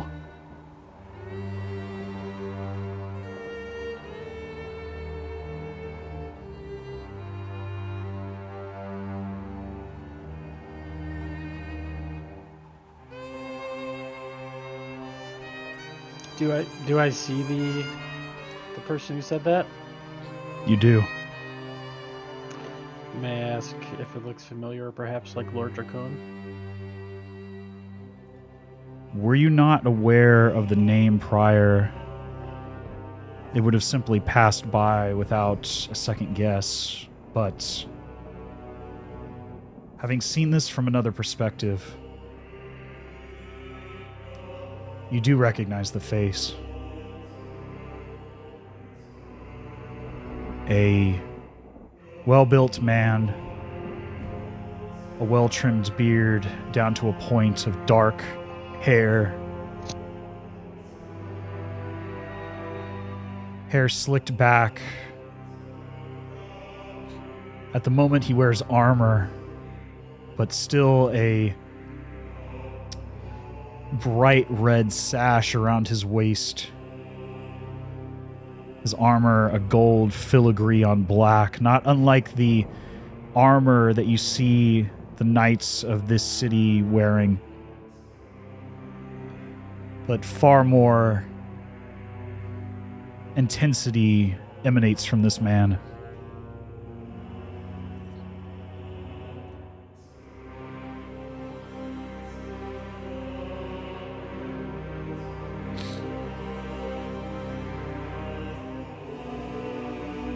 Did that show up for you all? Yeah. Yep. Okay. For some reason it didn't show up on mine, but Oh. that is the face of the man you see. Lord Baron Philippe Dracone.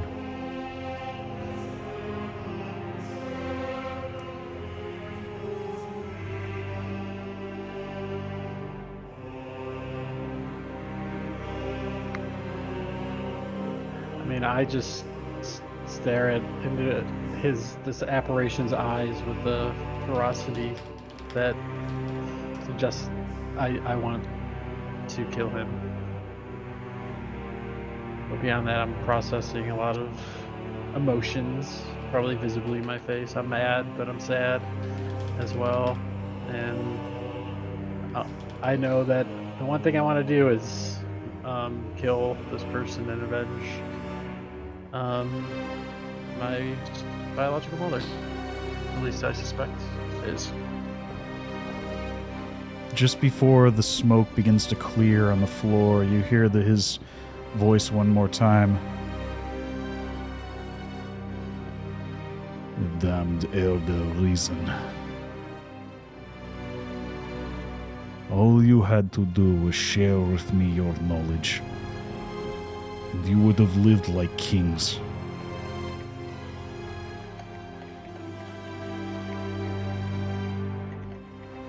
You would have been rulers of men.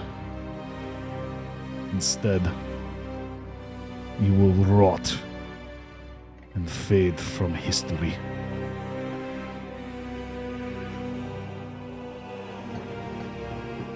You recognize the words heir to reason. In ancient Aelan tongue, or Elvish tongue, it means earth giant. So it's ERDERIESEN.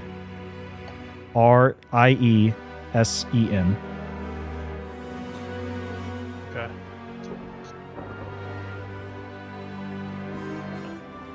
I whisper Eridan's son to myself.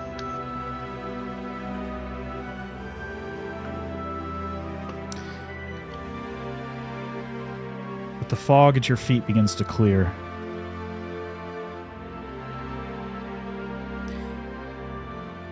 As Oban looks you in the eyes. Interesting. That's, quite the tale that was.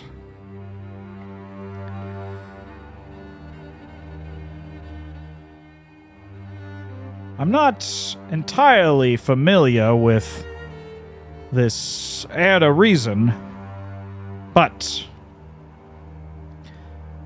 putting two and two together, it doesn't sound all too dissimilar from an ancient druidic sect that lived in close proximity to the ancient Aelan Empire.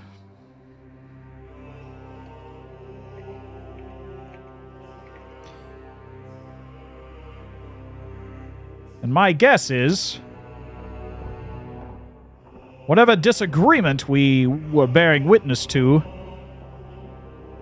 led to the ultimate destruction of their great empire.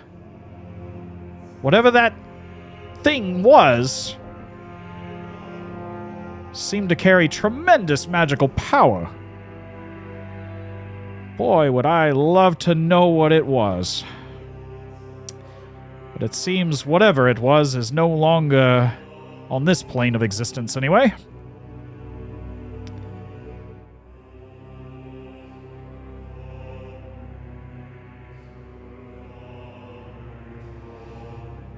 And you watch as he takes... I'm sorry, go ahead.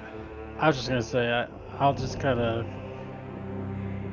collapse to my knees and just say, I will kill him. That's the spirit. I'm just gonna hold Floof's shoulder now that he's on his knees. I can, on my tippy toes, reach up to him. And before he could only grab my butt. Whoosh. Good game, good game.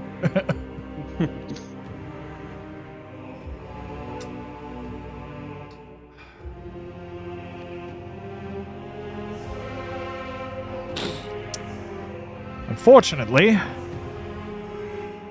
I won't have the power to deliver on all of your information today. I can deliver on one more, and then I will have to, unfortunately, wait a week before I can continue this little ritual of ours. Tell me. What was that? Tell me. Tell you what? Oh, I thought he said he was going to deliver on one more thing. I think it's between... Essentially, between you and... I got it. Okay, never mind. Scratch that from the record. Yeah, between Dazes and or Trash. Yeah, and I do shoot, like, upon him saying this, I do shoot eyes at Dazes and I say... I mean, I'm scared. So, I'm happy to wait. But if you are just as scared as I am, then I'll rock, paper, scissors you. For the record, I've completely zoned out in processing of this stuff. I kind of just picture me with a blank face and Yeah. but with some ferocity in it or determination. That's why I'm on my tippy toes, just trying to give you with my little hand on your shoulder. I don't acknowledge it visibly, but it is appreciated. How will we do rock, paper, scissors? Rollies. Whoever rolls the highest d20. Okay. Huh?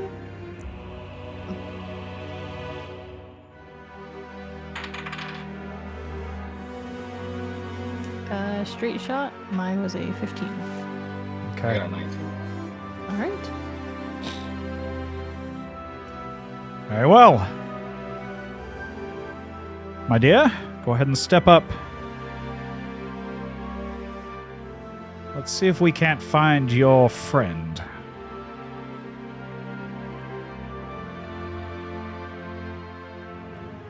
Yes.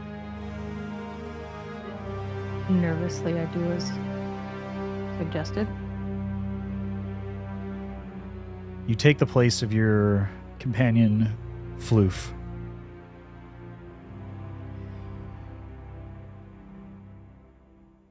And you watch as he spreads the salts again and grasps upon his holy symbol.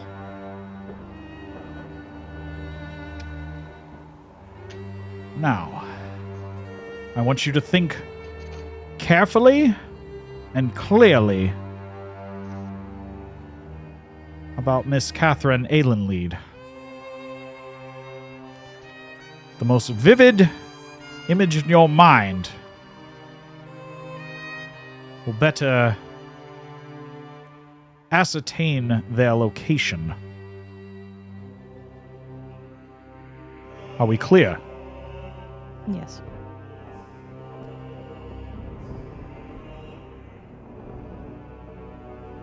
Go ahead and roll me a D100, please.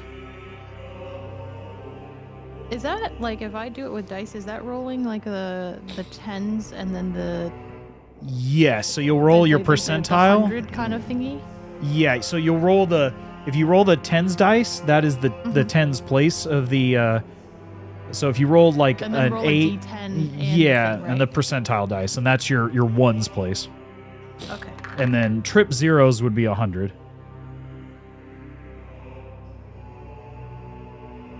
Does it matter? Do I want like a high roll or a low roll? Is there anything You I don't can do know. for it, or it's just a straight? Just a straight roll. We're using his information. Okay. Okay.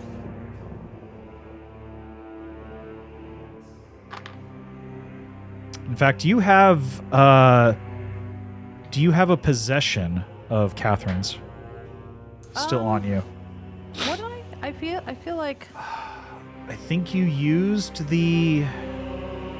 I think the sending stone. I don't know if I like it kind of broke apart, and I don't know Right. if I would have kept the pieces, but I think you gave them to Floof to use in his communion, maybe.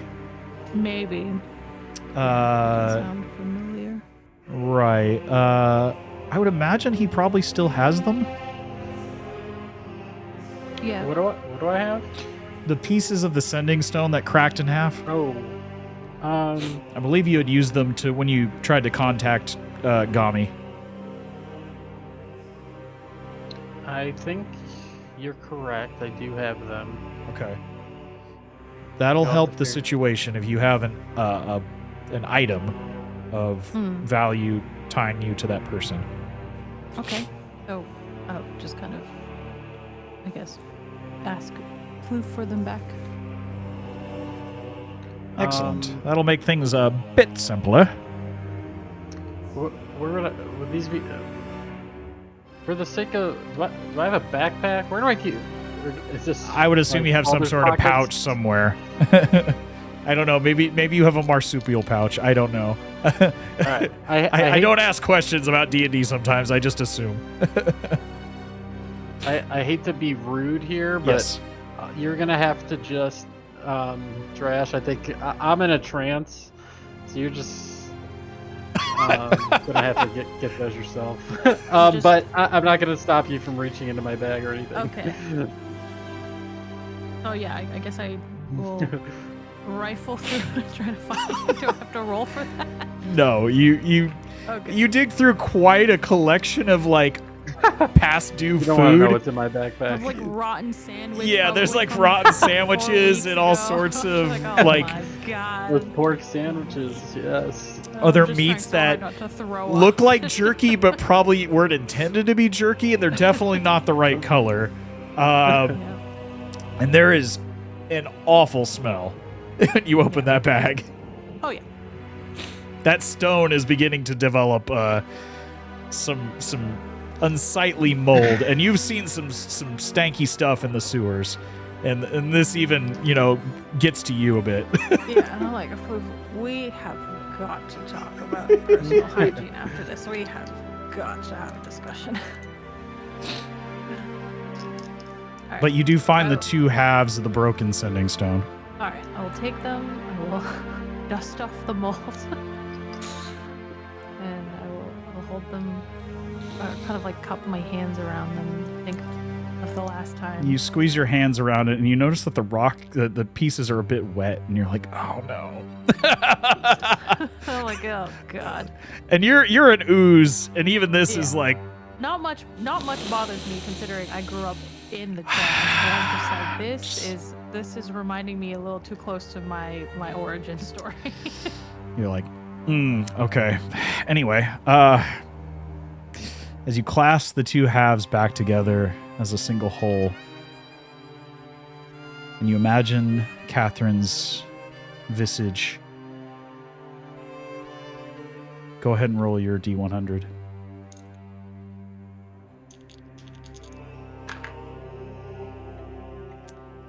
Okay, 45. 45. You needed a 40, so you're good. Okay. That it would have been, you would have needed a 60 had you not had the stones. Okay. It takes a bit longer than expected, but you feel that darkened yet divine energy envelop you all. And once again, the smoke begins to pour out in all directions from the palm of Oban's hand, spreading across the platform and beginning to swirl into a dim image.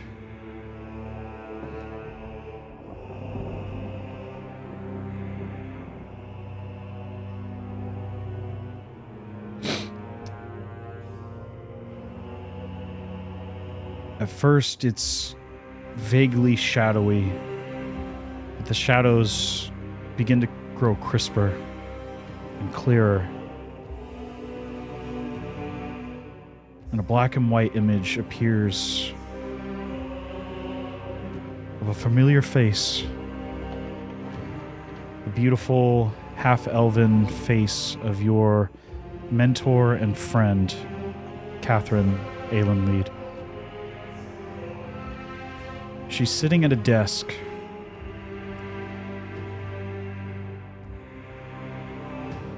She has all of her appendages. She is a bit bandaged up in places. But nevertheless, she seems to be okay physically.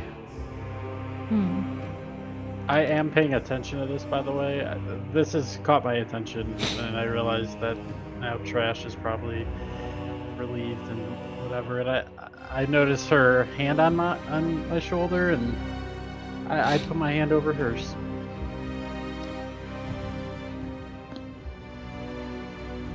I don't mean to rush you, but I'm beginning to feel some other presence looking back. So if you're going to try to ascertain the location, now would be the time. Okay. Go ahead and give me a perception check.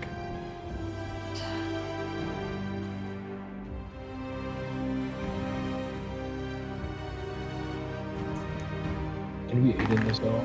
This check? Okay, that's a nat 20. Never mind. Okay, never mind. You can certainly roll one if you'd like, but yeah, that's a.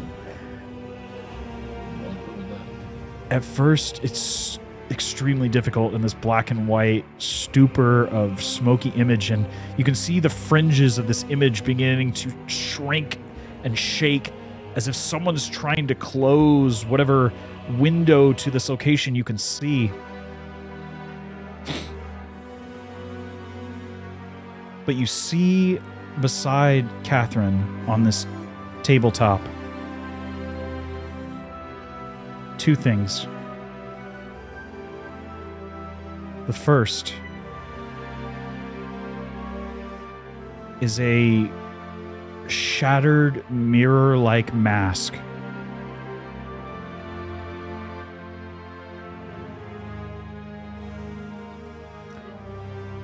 The second you see is another mask. A mask you've seen before. It's of a pitch black leather, large circular eyes giving way to a long extended crow's-like beak.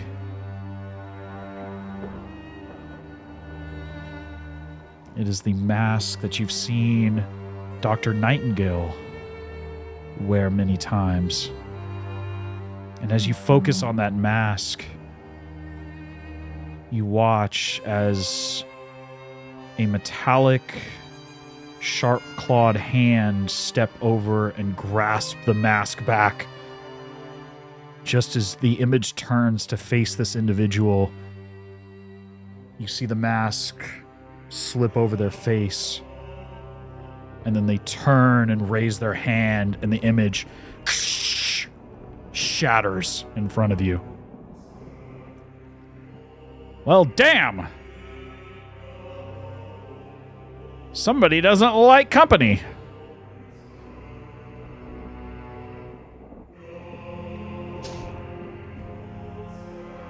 Did she look okay? Was she happy? Was she under duress? Was she kind of like... She didn't seem to be under duress, and she seemed to have had whatever injuries she had sustained tended to. But you have a strong suspicion wherever you find Dr. Nightingale, you will find your mentor, Catherine.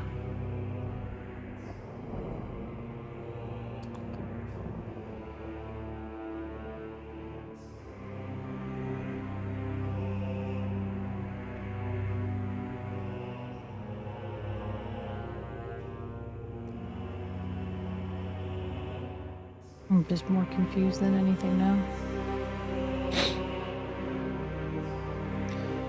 You watch as Oban Sol takes a step back, pushing the holy symbol back below his shirt. Whew! That was intense. You all carry quite a lot of baggage with you. My goodness.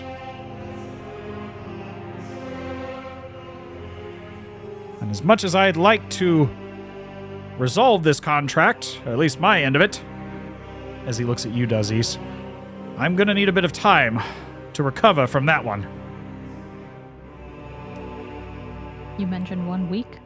1 week. Before I can invoke the gifts of my patron.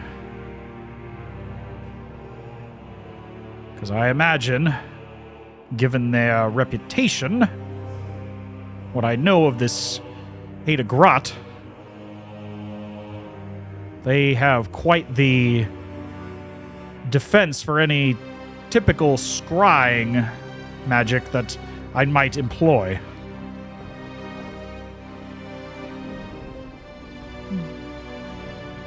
If they are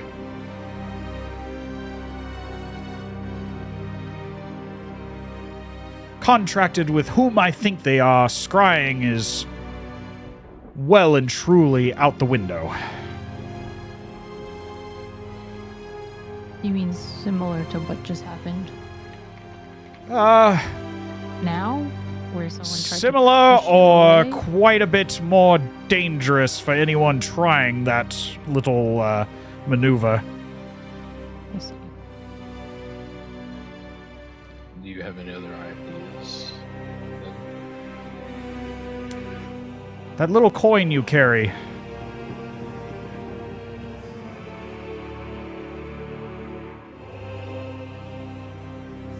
You know what that is, right? That's not just some simple loose change in your pocket, son.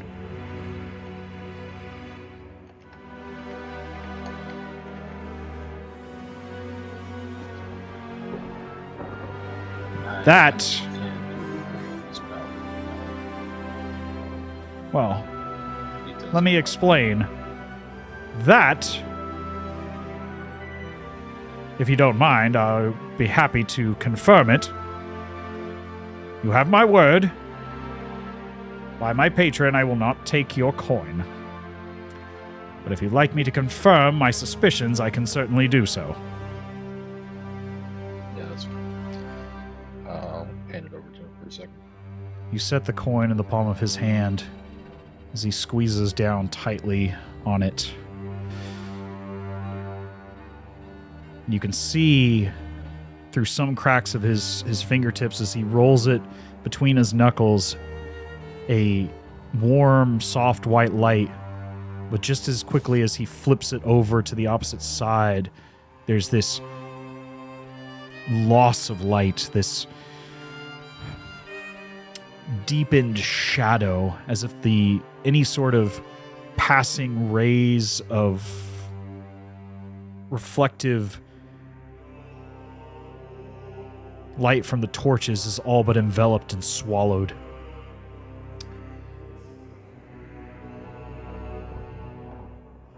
This here is a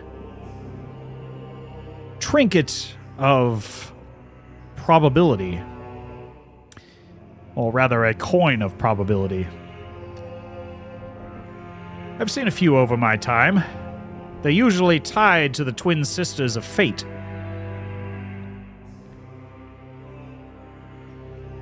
If one were to reach out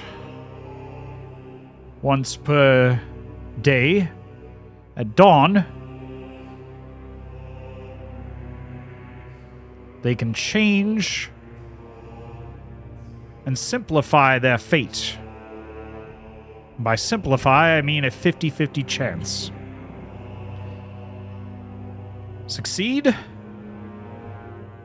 and the best possible outcome can and will occur. Fail, and the worst possible outcome can and will occur. As he flips the coin up and catches it between his fingertips so it doesn't fall on either face, and sets it back into the palm of your hand, Dazes.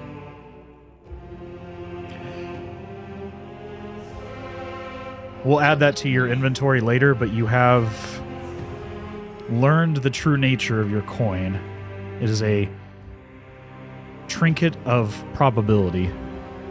Mechanically speaking, once per day, when you make an ability check, an attack roll, or a saving throw, you can choose to flip the coin. You'll roll a D2. On a 2, it is considered a natural 20. On a 1, it is considered a critical failure of a natural 1. I like the gamba. It is very much a gamba. Yep. I have a question, but it might be more mechanics than Sure, go ahead. the story. Am I the only one? No, it doesn't require attunement. So if somebody else were to, take the coin from you, or you were to give it to somebody else, they could certainly use it. Does it still only work once in the house? It only works once per day. Yeah. Unfortunately, giving you that opportunity more than once per day could be very broken, so it's only a once per day item. So use it sparingly.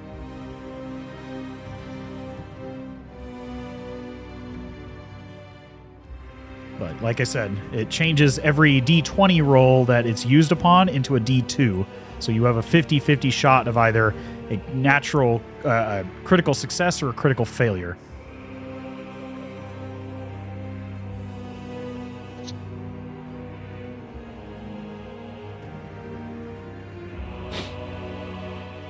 But, as I stated, in 7 days' time, we can locate your old fling, Dazes. I simply, unfortunately, don't have the natural prowess, as charming as I may seem, to ascertain that information and overcome the protections surrounding them. I would certainly need to call upon a much greater power in that instance. Well, I suppose that means in 7 days' time, we'll see if fate is on our side. We certainly will. With that, I have some additional preparations to make, and I believe you have some information to follow upon of your own accord. And, as stated in the contract, Billet will be following along beside you all as my interpreter, liaison, babysitter, whatever you prefer. He'll be telling me anything and everything that you do moving forward until such time that our contract is completed or one of us fails to deliver.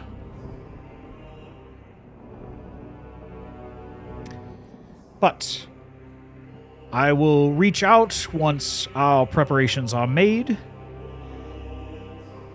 and we'll discuss the plans I have in place for ridding ourselves of our now, I assume, common foe, as he stares at you, Floof.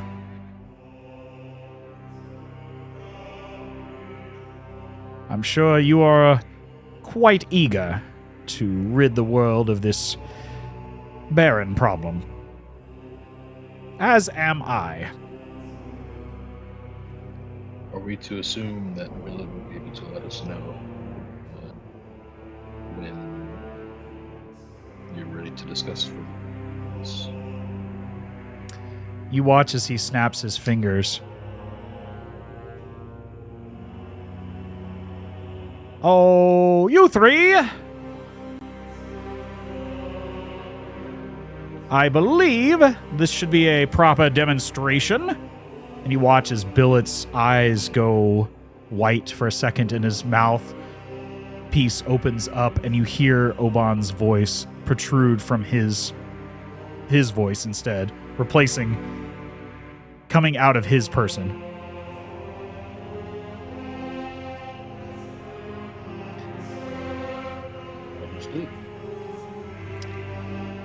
Not unlike that little sending stone that you have there, my dear. Just a little more mobile and useful. And you look over at Billet, who's kind of just struggling to, not get angry at the situation. Basically being reduced to a tool. Yep. Yeah, the way he's talking about it is not nice. Yeah. But anyway, I will leave you all to your own devices for the time being. Until our preparations are complete, I believe you have your own fish to catch. But I look forward to our next meeting and future dealings.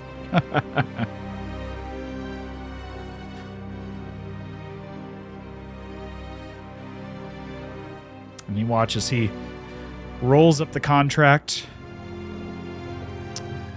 sealing it with the wax seal. Boys, go and gather up all of our acquaintances. The night's still young. Let's enjoy ourselves.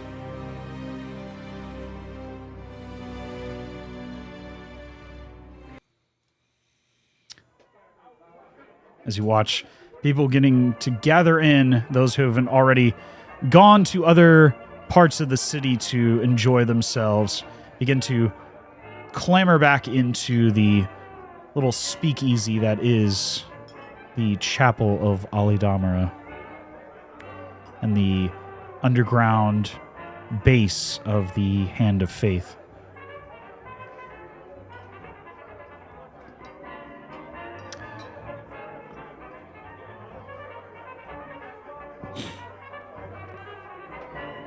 And Billet, why don't you go ahead and escort our new friends on to the, let's say, the eastern exit. That seems the easiest route to avoid any unseeing eyes. And you watch as he finally turns around and begins to share some drinks with some of the individuals who were watching during this whole ordeal.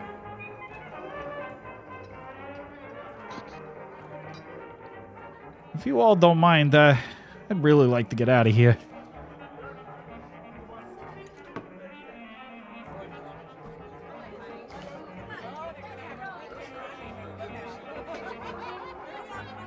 What would you all like to do? We have to stay. You don't have to stay. You can. You are free to your own devices for the time being.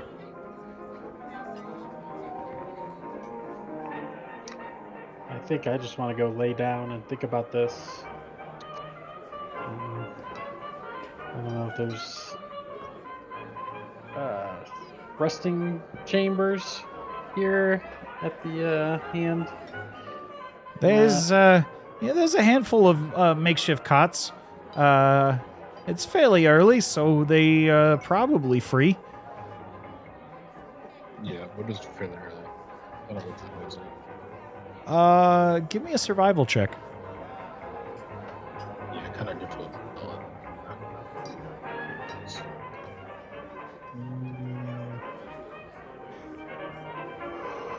You imagine it's probably around 9 o'clock in the evening? Somewhere between 9 and 10. So still early in the revelry of the evening. At least for this collection of vagabonds and vagrants. Yeah, little Dazes is also kind of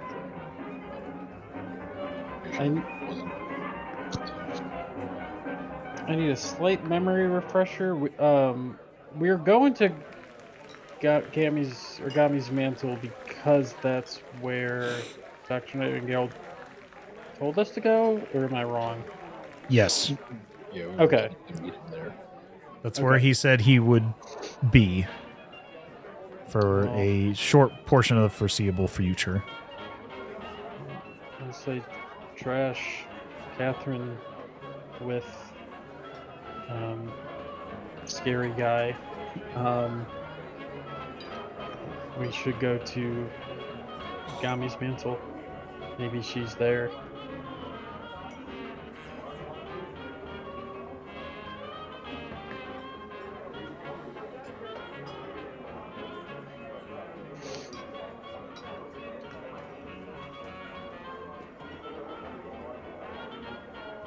What do you think?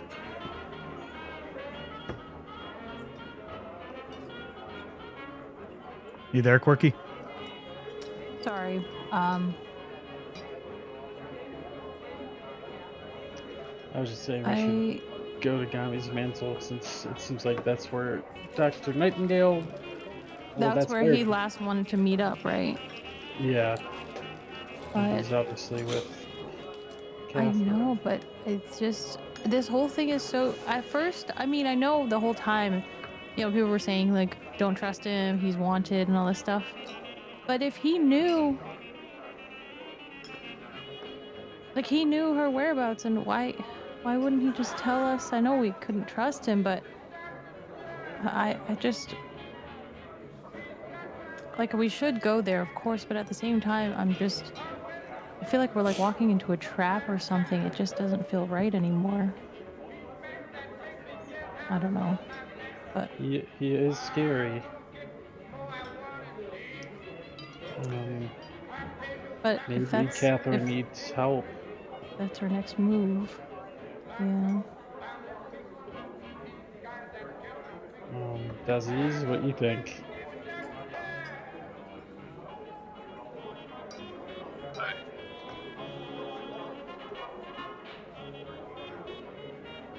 I will say we have a week for the contract to like really secure itself because he hasn't, you know,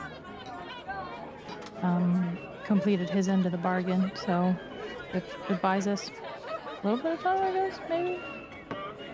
I know you had a little question about game momentum. Pardon? You're breaking up. Oh, yeah.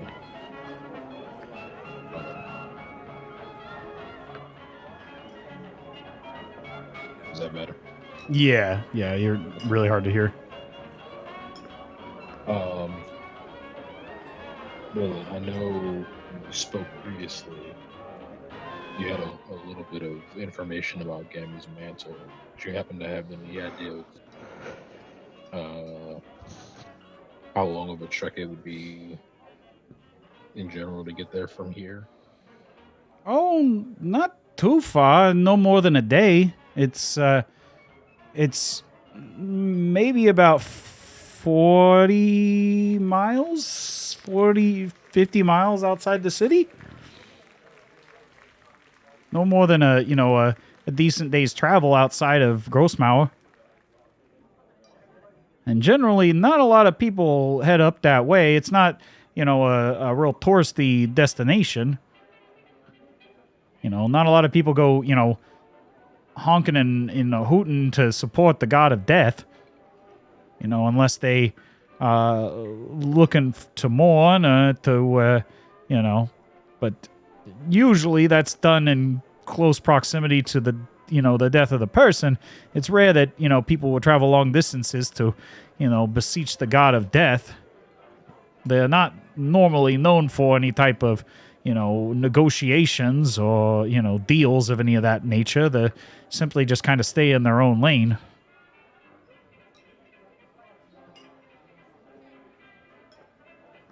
I'm not a religious person, but, that's the vibe that usually I get around this part of the world, where religion is, more pronounced. Yeah, that's fair. Well, I don't really think, or I mean, obviously we have more information now, but we didn't really trust him before, and we certainly don't trust him now. Yeah, we were going to meet with him previously, but and I don't think we really have any other direction. I mean, while we wait for our friendly contractor here to give us some more information about the direction that he wants us to move. I don't think we have much else.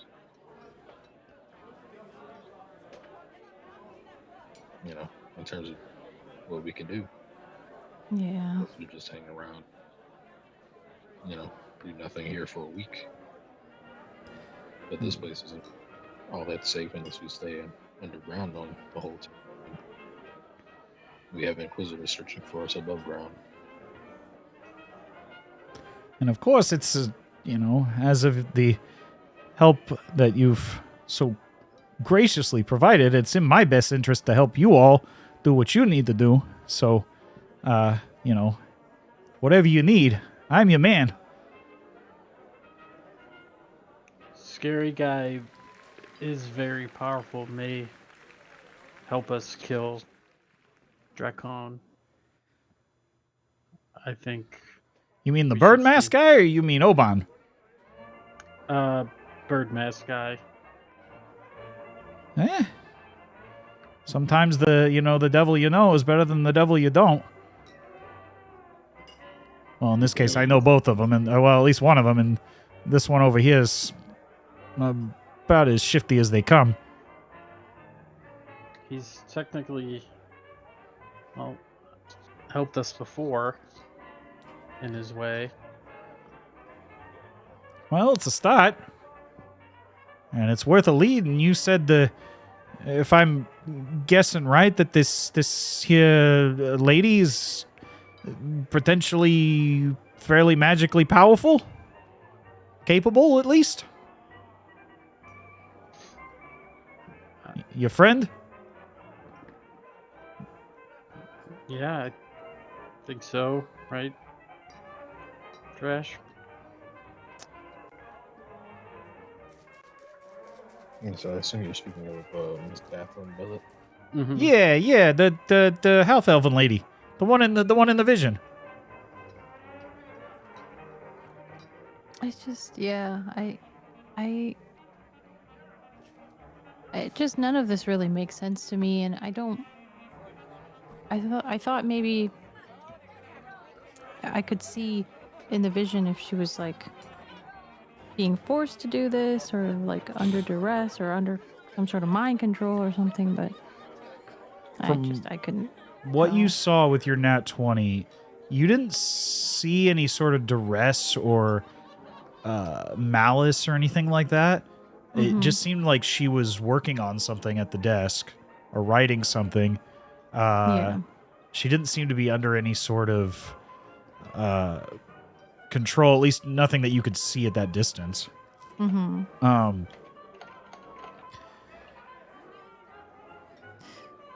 Yeah. Well, why don't we go ask her? Yeah. I think we should. I'm just scared, but I think it's our next best. Don't be step scared. or move. I'll put a hand on you. I got you. Give you like a. We got Like you. I put my other smile. hand on Dazes. But I do it hard. I'll turn to Floof and say, we need to teach you how to read. Also, we need to talk about your inventory management and hygiene. So we're gonna go over all of that as well. Don't need to read. My stuff is It's Good. gross. Nope, it's not good. It's very gross. Wait, what do you mean? It's, and then I pull out Exhibit A, Exhibit B. That's good meat. Nope, it is not. It is gross. It's fuzzy. Food should not be fuzzy like this. Give me a nature check. Would you really eat this right now? Yeah, I'll grab it from you. I'll put it in my mouth right now. No. Are you gonna eat No, it? please. Yep. Okay, hold on. What was the No. nature check? The nature check wasn't much, but hold on. Let me see if I have any plus to my nature. Or nature or medicine, whichever you prefer. Okay, because I only rolled I rolled a 10, and then let's see what my. Oh, actually, nature is really good. So 15. 15.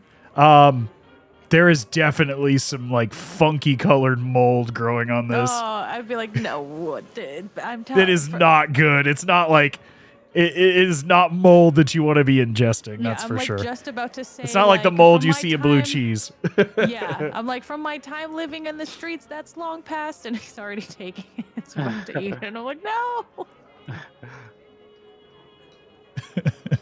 Alright, I'm not gonna let you eat that. You're gonna For try to the knock good it of out of the his hand. It's heading towards my mouth. You better.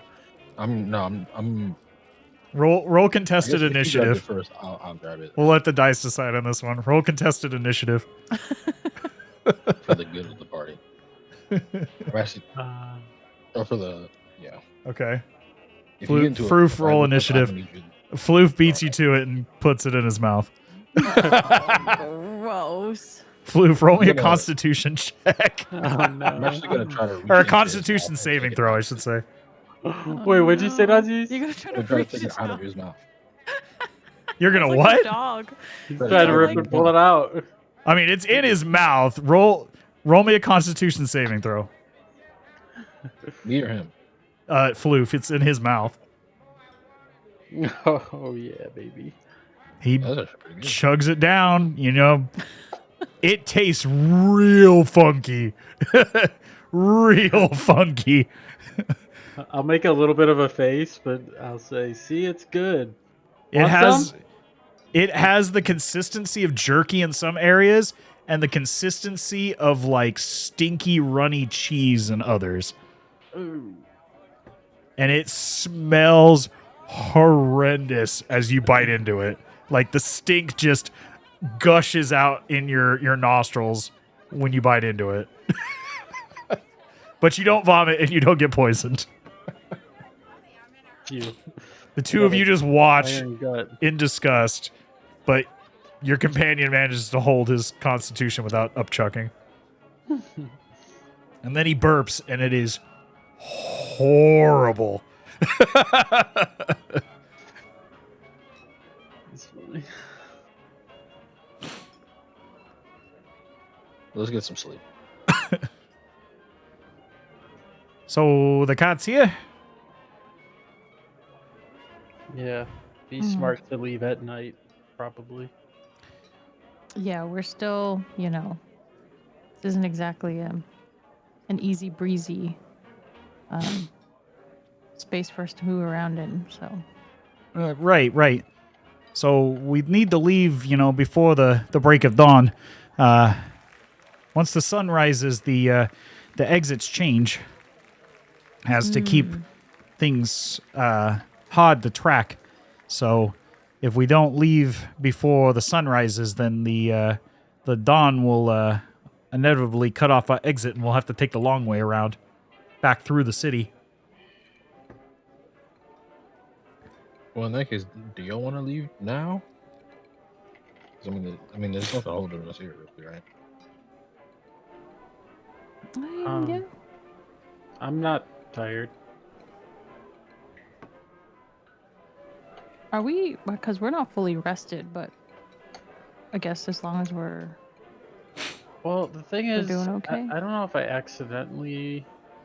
don't think I accidentally rested, but maybe when I leveled up, like my health and stuff went. Yeah, your health would have gone up a little bit, but you and maybe wouldn't I be just back didn't at full take hit damage points. before. You may not have taken any damage Yeah, either. I think I might just be. okay. So we're kind of chilling. Right. I don't know if you all took very much damage, if at any, during that. I don't think I did at all. The only thing I have, I used one spell slot for my wild shape. but Right. that's You would have it. used your wild shape, but if you did take damage, it was Like Oh, we yeah. might, in yeah, your we might wild have shape. used abilities, but we didn't actually Right. Mhm. maybe take damage. It's up to you all. What would you like to do? Yeah, it's up to you guys. I might not have full use of all my abilities, but I am healthy, and we could leave now. I mean, I figure if we, we can just make camp if we have to. Yeah. On the out. And I guess Yeah. as long as we can get out under the cover of darkness, we'll have an easier time, hopefully, because we can't come back to the city unless we have help with the clergyman or something. Yeah. Okay. Let's do So it. we were on our way out in the first place. So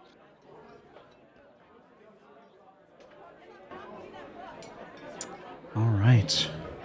does Billet know this aqueduct better than we do, or do we need a guide to get out of here or something? No, I know the way out. I just unfortunately wasn't allowed to share it at the time. But with the contract in place and, my lips at least temporarily unsealed. Well, let's mosey on out of here. I don't like being here as long as I can be. I want to do like a pat down and look over my own body to see if I notice any of the runes on me that are similar to the ones that are on Billet. Give me a medicine check. I'll do the same thing, actually. Okay, you can also give me a medicine check.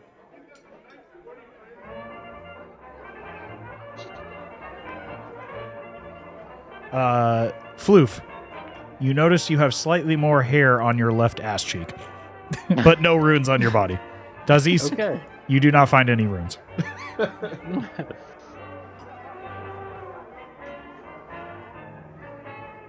But with that, you all head out of the makeshift chapel of Alidamara and the headquarters of the Hand of Faith.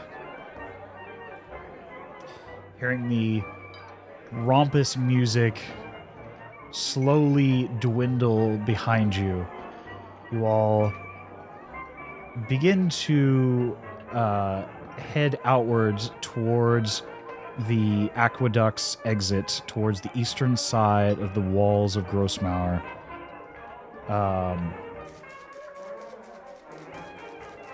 It is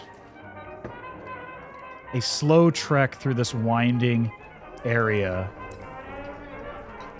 of the aqueducts, following Billet's direction.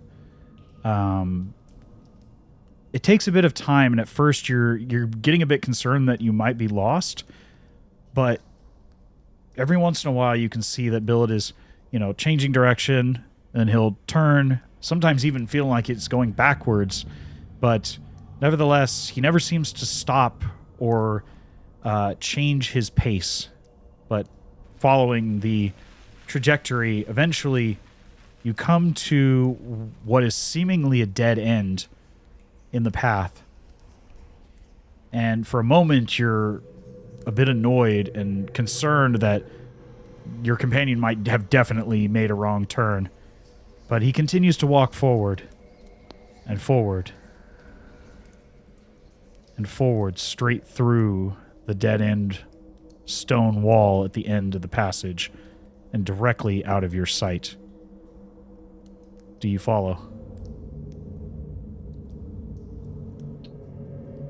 You said that was Billet? That was Billet.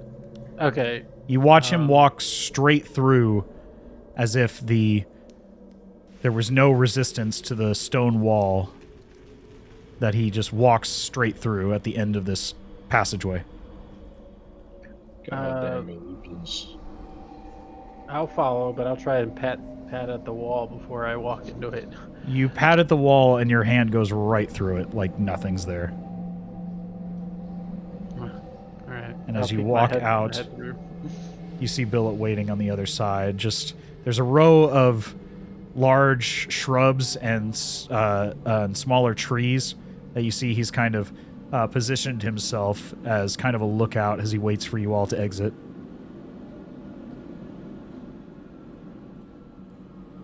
Yeah, I'll go through. Yeah. Let's go. Okay.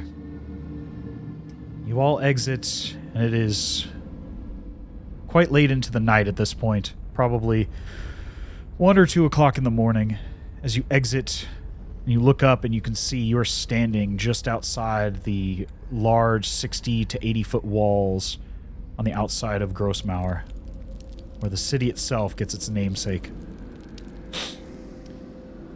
You watch as Billet kind of waves to you all without looking at you directly, waving a motion of halting for just a moment as he stares out, watching for any potential guard patrols atop the wall, as well as along the path that runs parallel to the wall itself.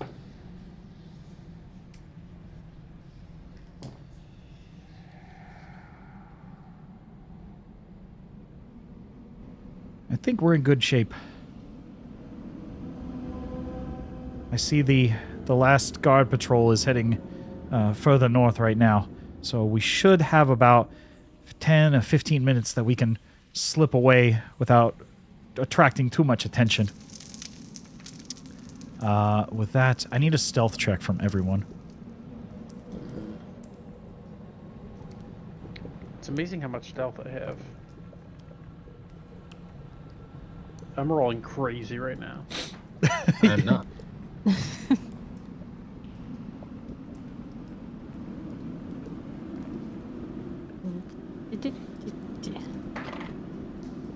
Okay, that's pretty good.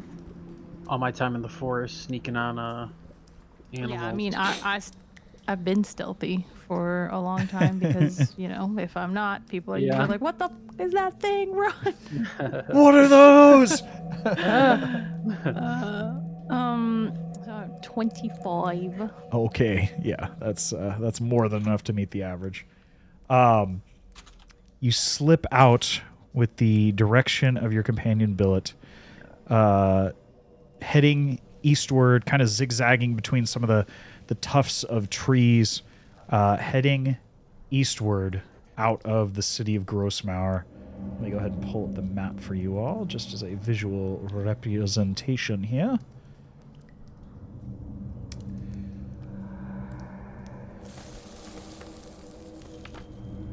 The city of Grossmauer begins to dwindle behind you as you head further eastward towards the hill country. Far in the distance, you can just begin to see the glimmer of moonlight on the lake country far, far in the distance when you come up on some of the taller hills into this region. It gets a bit misty in the evening. It's not raining, but it's just the collected moisture in this region at the base of the Vanarut Mountains. Makes it quite foggy in the early mornings before the sun has had time to disperse that humidity. But after about an hour or two, you feel fairly comfortable that you're well outside the visual range of anyone who might be passing around, patrolling anywhere near the city of Grossmauer. And Billet turns to you all. Well, we can try to continue on and risk being, worn out by the time we get there, or we can try to make camp and get a few hours of sleep at least. It's up to you all. Camp sounds good. Do you think we're a safe distance away at this point? I mean, we, long enough that if anybody was following us, we probably would have seen them by now. Well, anybody that, we can't outrun in this case, knocking on his little scribblings on his hull.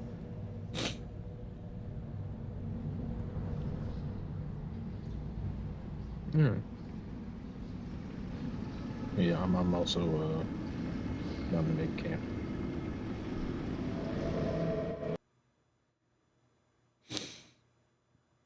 Okay. You all take the time to sit down, pull out your camp supplies, your cots, your bedrolls, and make a small fire kind of nestled between two hills to eliminate any potential prying eyes.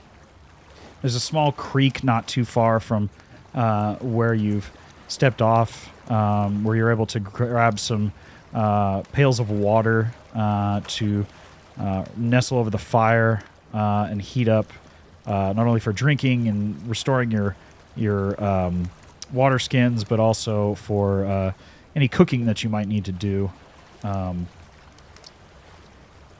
It's a bit of a chilly night, but nevertheless, after such an intense day, sleep is fairly easy to come by.